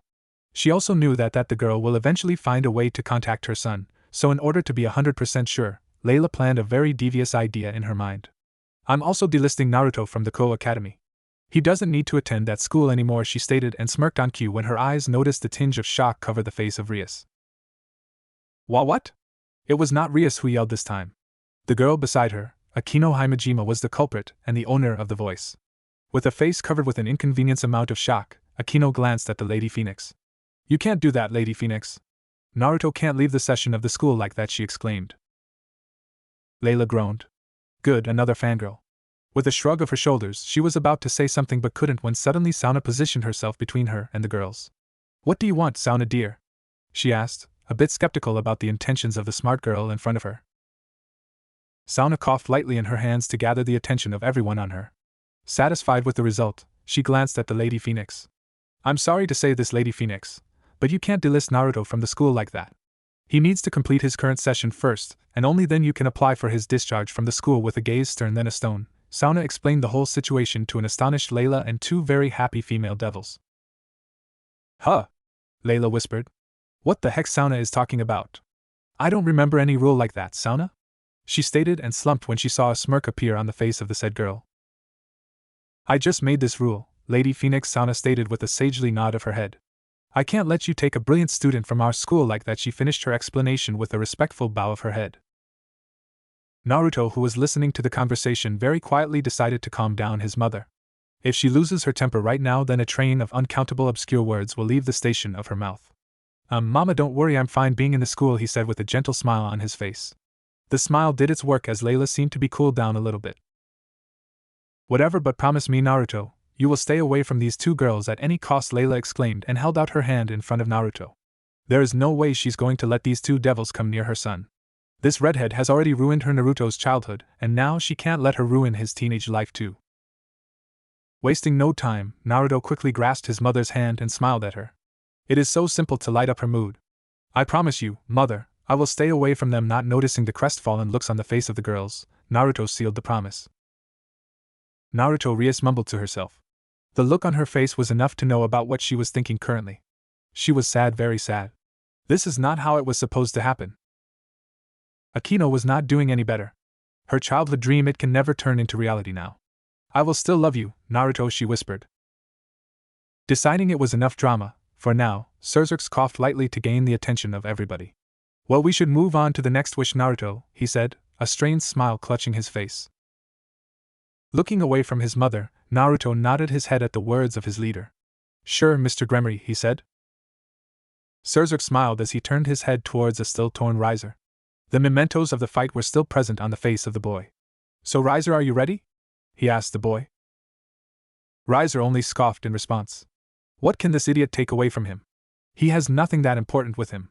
Sure, my lord, he whispered. Nodding his head, Surxurx signaled Naruto to make his wish. Naruto caught the signal and veered over to the direction where his brother was standing with his peerage. What can he ask him? He doesn't have anything that could benefit him. His eyes lingered over every member of his brother's peerage in order to find something useful in them. He analyzed everyone, from his pawns to his queen. Yubaluna! Naruto cursed himself inwardly. How the hell can he forget about her? Noticing the eyes of Naruto on herself, Yubaluna stiffened. She didn't know what was going on in his mind, but one thing was for sure. He was thinking about something very devious, something which will probably rile up her master. What are you thinking, Master Naruto? She thought with a frown on her face. Flashback. Naruto was unhappy. No, that would be an understatement. He was thoroughly annoyed. He had recently tried to visit his mother's room, but those bastard doctors wouldn't allow him to enter. He really wanted to see his mother. She was looking so tired last time he saw her. Not to mention that downcast look on her face. He was sure his mother was ill, and that's why he wanted to see her, so that he can flash his smile at her. His smile always lights up her mood and makes her happy. That's what his mother always says to him.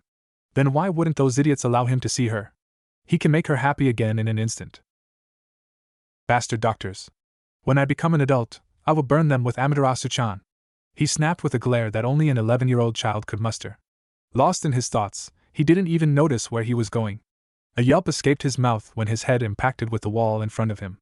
"Oh wow," he murmured as his eyes finally took notice of the surroundings. Huh! How did I reach the main balcony? Naruto said to himself, completely confused about his current situation. He was sure he had taken the right turn when the doctors threw him out of the room, then how he ended up here? Deciding that there was nothing interesting to do, he opened the door of the balcony and strode towards the railings. A sigh escaped his lips when the cold air outside clashed with his soft skin. Ah, feels so good, he purred, relishing the calmness wind provided. Suddenly, his ears perked up when the sound of muffled sniffles reached their entrance. Glancing around, Naruto started searching for the source of the sound. His search finally came to an end when his eyes noticed a young girl sitting in a dark corner of the balcony. "Who is she?" he whispered to himself as his feet started moving towards the crying girl. Finally reaching her, he placed a hand on her shoulder, which made the girl jump in surprise, no fear, Naruto mused when he saw the horrified look on her face. The girl relaxed as soon as she saw the face of Naruto, but still didn't say anything to him. As he kept staring at her, his mind was working on a task of finding the name of the girl. He was sure he had met her somewhere recently but couldn't remember where. The staring continued for a few moments before he abruptly smiled at the girl. "You are Yubeluna?" "Right," he exclaimed at the blank girl, who immediately recoiled in fear and nodded her head in answer. "What are you doing here all alone?"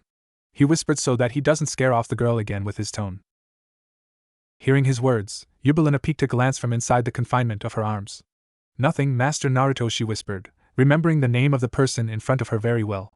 She had seen him stroll around the mansion a couple of times before. Naruto frowned at the feeble voice of the girl. She was afraid, this was for sure, but from whom? Sitting beside her, he turned his head to stare at the red sky above them. "Did Riser yell at you?" he asked and smiled sadly when the girl tensed at the mention of his brother. So he was right, that idiot really did something to her. "No, Master Naruto," Yubeluna whispered under her breath. Naruto glanced at her and frowned. "You don't have to be afraid of me, you know. I won't tell him anything," he stated in hope that the girl will gather up some courage to speak. Yubeluna stared at his face for a second, probably searching for some kind of ill intentions. When she found none, a smile full of hope bloomed on her face. "Master Riser tried to touch me in the wrong ways. I didn't like it," she said, shocking her companion by the bitter revelation. Knowing very well about what the girl was telling him, Naruto clenched his fists in anger. He had seen his mother tell Riser countless times about how he should behave with the female members of his peerage, but that idiot never listened to her. This time he has even crossed the line by misbehaving with Yubeluna. With a sad look on her face, Naruto bowed to the crying girl. "I'm very sorry for the behavior of my brother, Yubeluna," he apologized to the girl. Yubeluna recoiled again, but this time in shock. "You shouldn't bow down in front of me, Master Naruto. I'm your servant," she tried to argue with the boy but soon had to silence herself when Naruto just waved happily at her. "Nah, you aren't my servant, Yubeluna. You are Riser's servant," he corrected the girl, all while pinching her cheek slightly between his fingers. Never being on the receiving side of so much affection, Yubeluna couldn't help but blush like a ripe tomato. "But you are still my master, Master Naruto," she argued, clearly remembering the words of her master Riser. He had told her to respect and treat every person of the house as if they are her real master. Realizing that the girl won't change her mind, Naruto lightly bonked her on the head. "I'm not your master, Yubeluna," he said, but quickly facepalmed when he saw her look down in shame. He surely decreased her confidence now. "Wait, how about you become my friend? I don't have any, so you will be my first one," he suggested and smiled when Yubeluna's eyes became wide like saucers. "A friend?" she whispered to herself. She had never been a friend of someone. Since her birth, she has been all alone, until Riser took her in his peerage. He came like a light in her dull and dark life and brightened it up. Everything was going well for her until that monster decided to show his true colors. After a few months of her arrival, Riser started teasing and touching her in the wrong ways. At first, she thought he was doing it just for fun, but after a while, the cold realization of truth settled on her. Afraid, she decided to complain about her master's behavior to the Lord Phenex, and even succeeded when Riser stopped her teasing after a talk with his father. For the next few months, everything went back to normal, but that monster again started to misbehave with her. It wasn't as if she was not happy with having such a relationship with her master, but the real reason why she kept rejecting his advances was she was not ready. She's still too young to have such a relationship, and also she wants to have it with someone she loves. Love friend. Snapping out from her dark thoughts, Yubeluna glanced at the smiling blonde. I don't think it's a good idea, Master Naruto," she murmured in a tone which did little to nothing in hiding her sadness. Naruto slumped at her words. Why is she so gloomy? He thought to himself.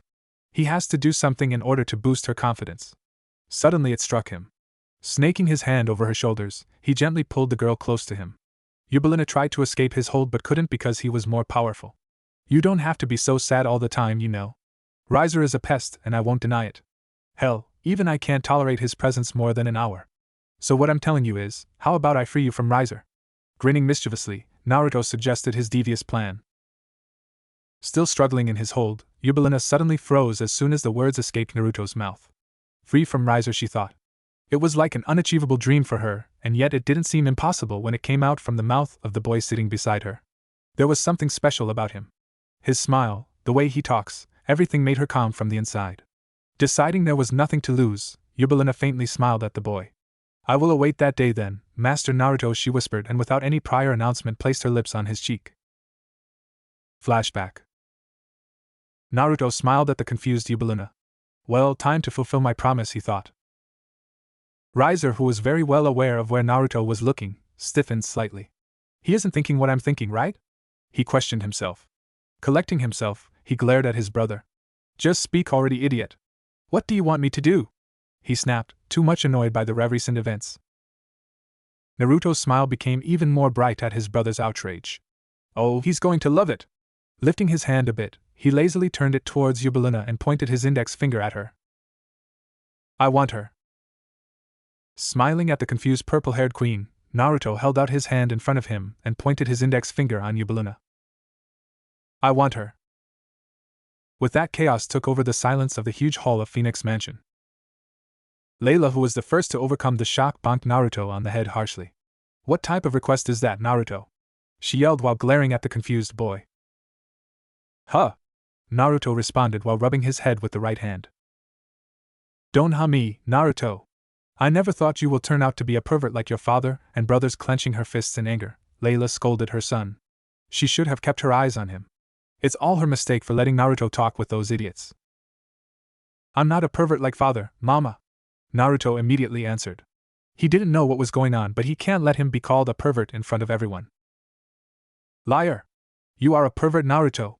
That's why you made that horrendous request. Riser, who knew he won't get any better opportunity to ruin Naruto's image, yelled at the top of his lungs. His ego had taken a huge blow during that one-sided fight, and now he is going to make sure Naruto gets humiliated in front of everyone. Naruto slumped at his brother's remark.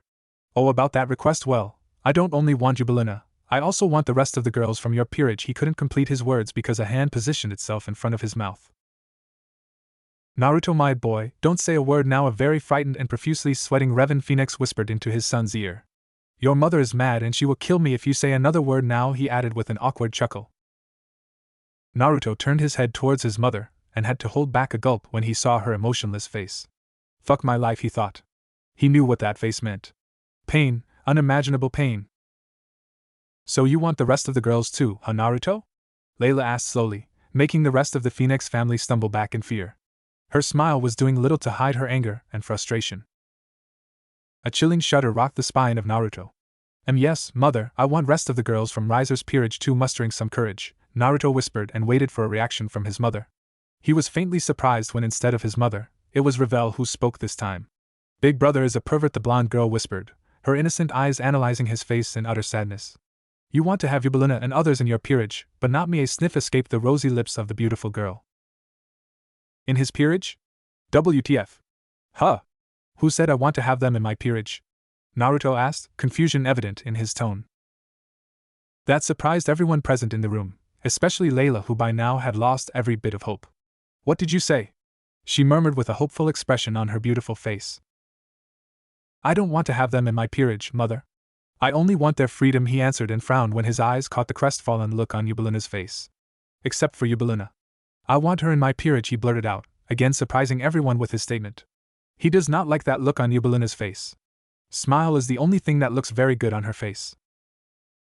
Layla pondered over the words of her son before shifting her attention to an astonished Yubelina. What about you, Yubelina? Do you want to leave Riser and join Naruto? She asked, and wasn't surprised when the face of the said girl lit up in a deep shade of crimson. Great, Naruto, just great, she thought. Yubelina had expected many things that Naruto could have requested from the Lucifer, but her freedom was certainly not one of them. At first, she was thoroughly surprised when she heard Naruto's request, but after a while, lost memory of their first encounter wormed its way to her mind. Her heart brimmed with happiness as her mind recalled the little promise Naruto had made to her about freeing her from the clutches of Riser. She was certain that he will eventually forget the promise, but he didn't, and now he's doing exactly what he promised. He's freeing her from her jail and is taking her with him. She can now live with him for as long as she likes. She can cook food for him. She can sleep with him, and most importantly, she can now remain beside him forever. Wiping the tears from her eyes, the Bomb Queen glanced at a smiling Naruto.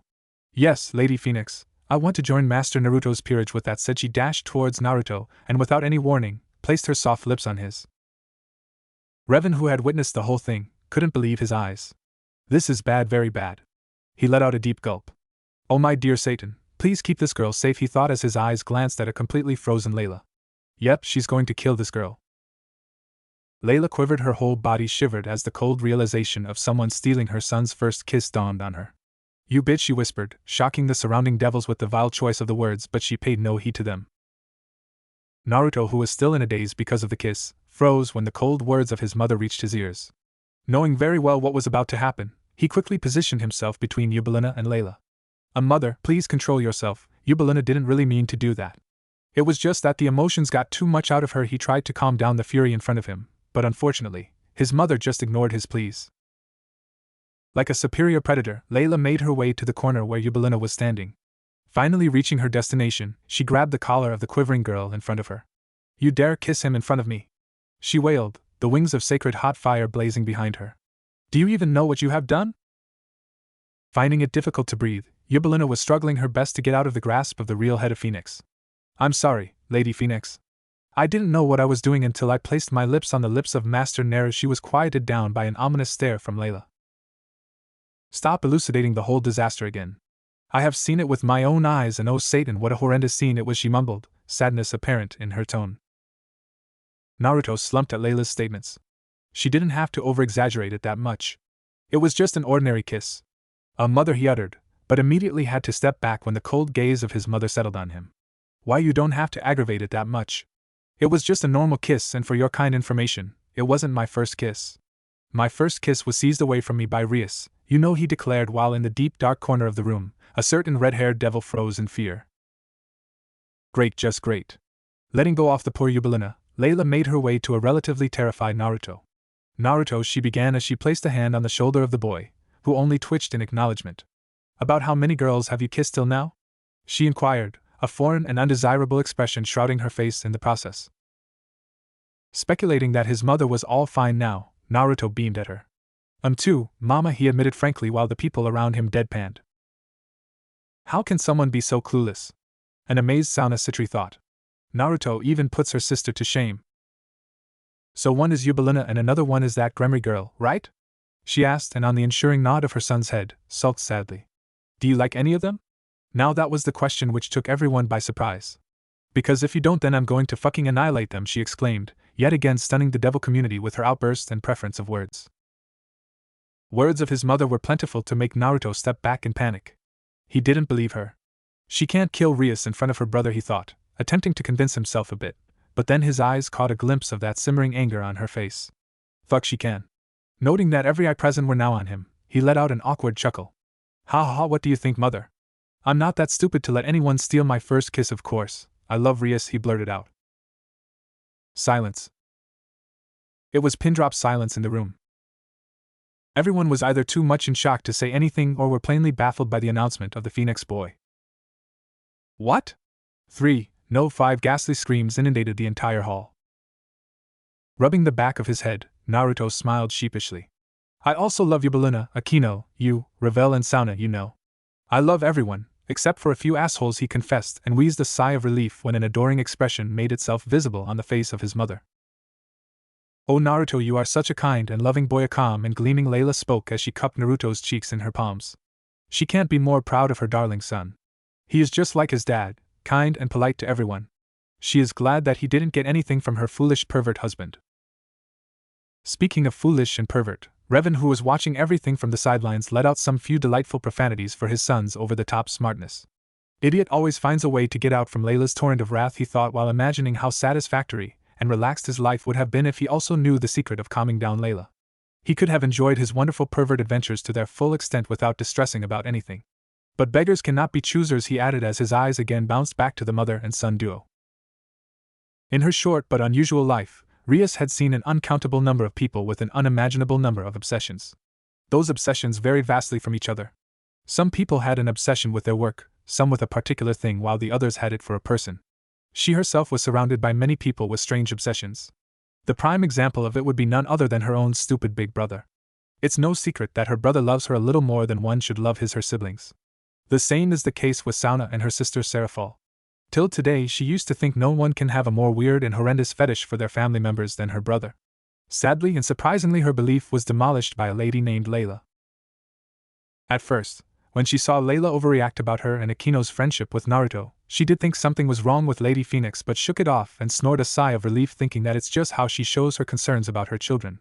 As if to prowl her beliefs, Layla again did something out of context. Her fears turned into a dreadful reality when Layla lost her calm as soon as that bitch Yubelina's lips touched the skin of Naruto. At that very moment, in those beautiful sapphire eyes of the lady head, she saw the same intensity and emotions which she usually finds in the eyes of her brother, when someone dares to put a hand on her. The amount of possessiveness that she saw in those electric blue eyes bewildered her to no end. She is even worse than my brother Rias speculated, concern evident on her beautiful face. Glancing to her right, she regarded her best friend for a while. Poor Akino can't even get that one person whom she loves dearly. Believing that she should tell her friend about her absurd but true assumptions, Rias poked Akino's cheek gently. Akino, I think there is something wrong with Lady Layla, she began, and would have continued if not for the cheeky giggle that Akino handed her. I know, Rias. She wants to fuck her own son. In her usual blunt yet sultry tone, Akino whispered these incoherent words in the ear of Rias. Well, Rias was not startled a bit by her friend's words. Leave to Akino when it comes to finding these types of people in a family. Aren't you afraid that she might take Naruto away from you? She asked, hoping for quite an interesting answer. A light huff was Akino's response to her friend's question. How can her dear friend even think that someone can take her Naruto away from her? As if she can. Naruto is mine and mine only, she remarked in a firm tone. Rias was about to retort, but her brother's rather loud words detracted her attention to them. Attention! Now that the meeting is over, I request all of you to please take your leave, Xerxes announced while flashing a charming smile to all the guests present in the room. The announcement of their leader was heard by everyone and soon, one by one, every devil began taking their leave. Naruto, who also heard the announcement, quickly extricated himself from the confinement of his mother's arms and made his way towards Rias and Akino.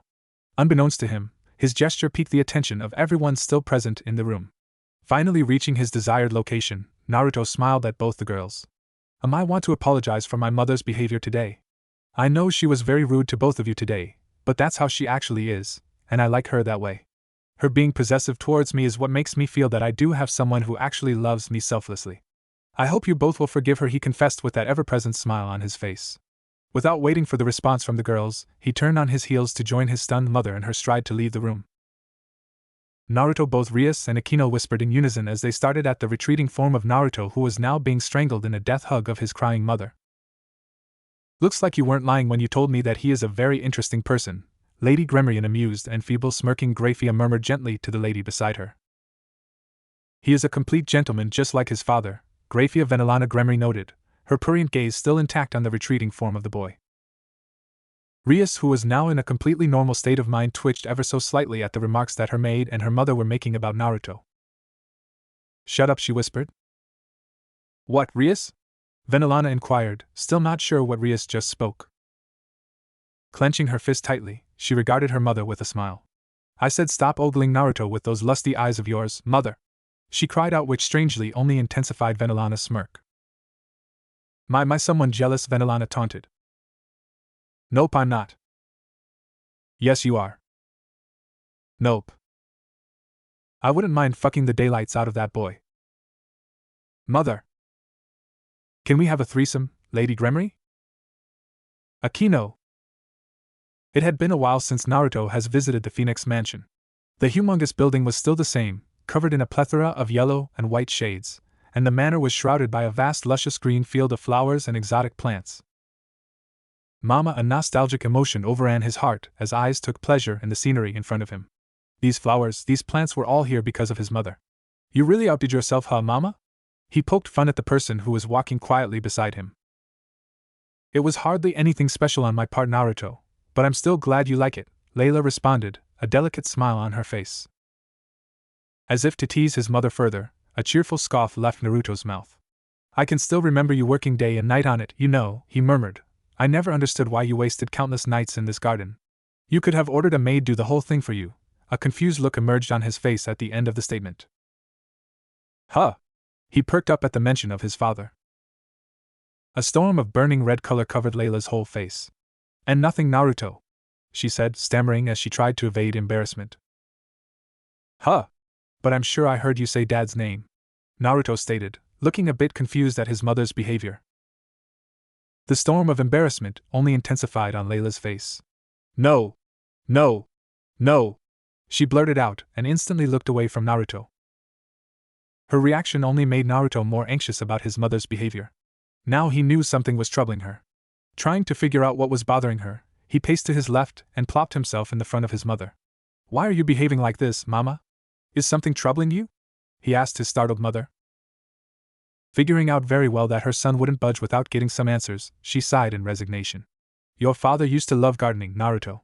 He created this place, she clarified, her tone brimming with fondness. Why you mean he used to do gardening? A thunderstruck Naruto mumbled in disbelief. He could never imagine that a man as badass as his father could cherish something as amicable as gardening. Layla nodded her head in response. Yes, Naruto. He was the one who created this garden in the first place, she explained. He used to take care of everything related to it. After his death, she paused. I took control of this place and made sure everything remained the same as it was when he used to take care of it, she said, a tinge of despair evident on her face. At her words, Naruto laughed suddenly. Startled by her son, Layla looked at Naruto in bewilderment. Why are you laughing, Naruto? She asked. I just can't believe Dad used to do something so benevolent. In the history books, he's written as a badass devil, Naruto managed to say between the fit of giggles. I bet he used to write emotional poetry. How? A cry left his mouth when his mother's hand smacked the back of his head. What did I do now? He asked indignantly while caressing the spot where Palm hit him gently. A glare was Layla's retort to his question. Don't laugh at your father, Naruto. He may have been vicious on the battlefield, but at home, he was all kind and helpful to others, she chastised. Naruto scoffed. Geez, you are sounding like a fangirl, Mama, he grumbled. What? Layla stuttered, her legs twirling a little at the allegation. I'm not a fangirl. She clamored to Naruto, who sauntered around randomly. You and I can see that clearly on your face. He paused in his step abruptly as a realization blew the doors of mind wide open. Don't tell me that, he exclaimed as he pointed an accusing finger at Layla. Confused, Layla tilted her head to the side nervously. Don't tell you what?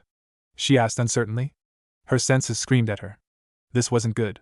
The expression on the face of her son spoke 1,000 words, yet none at all. She wasn't sure what realization he had, or what was flying through that head of his. That you love me so much because I look like my father, he murmured, appalled by the possibility that he might hurt his mother's feelings. That he might be misinterpreting her actions. A deafening silence engulfed the area around the mother-son duo, which made Naruto all the more nervous. Did he cross the line? Fuck. He shouldn't have even said those words. I'm sorry, he began, only to be cut off by his mother. Oh, Naruto, a sweet whisper finally cut the silence coming from his mother. How could you even think that? Bringing her hands to his face, Layla cupped Naruto's cheeks. I don't need a reason as absurd as that to love you, she said, earning a gentle smile from the nervous boy.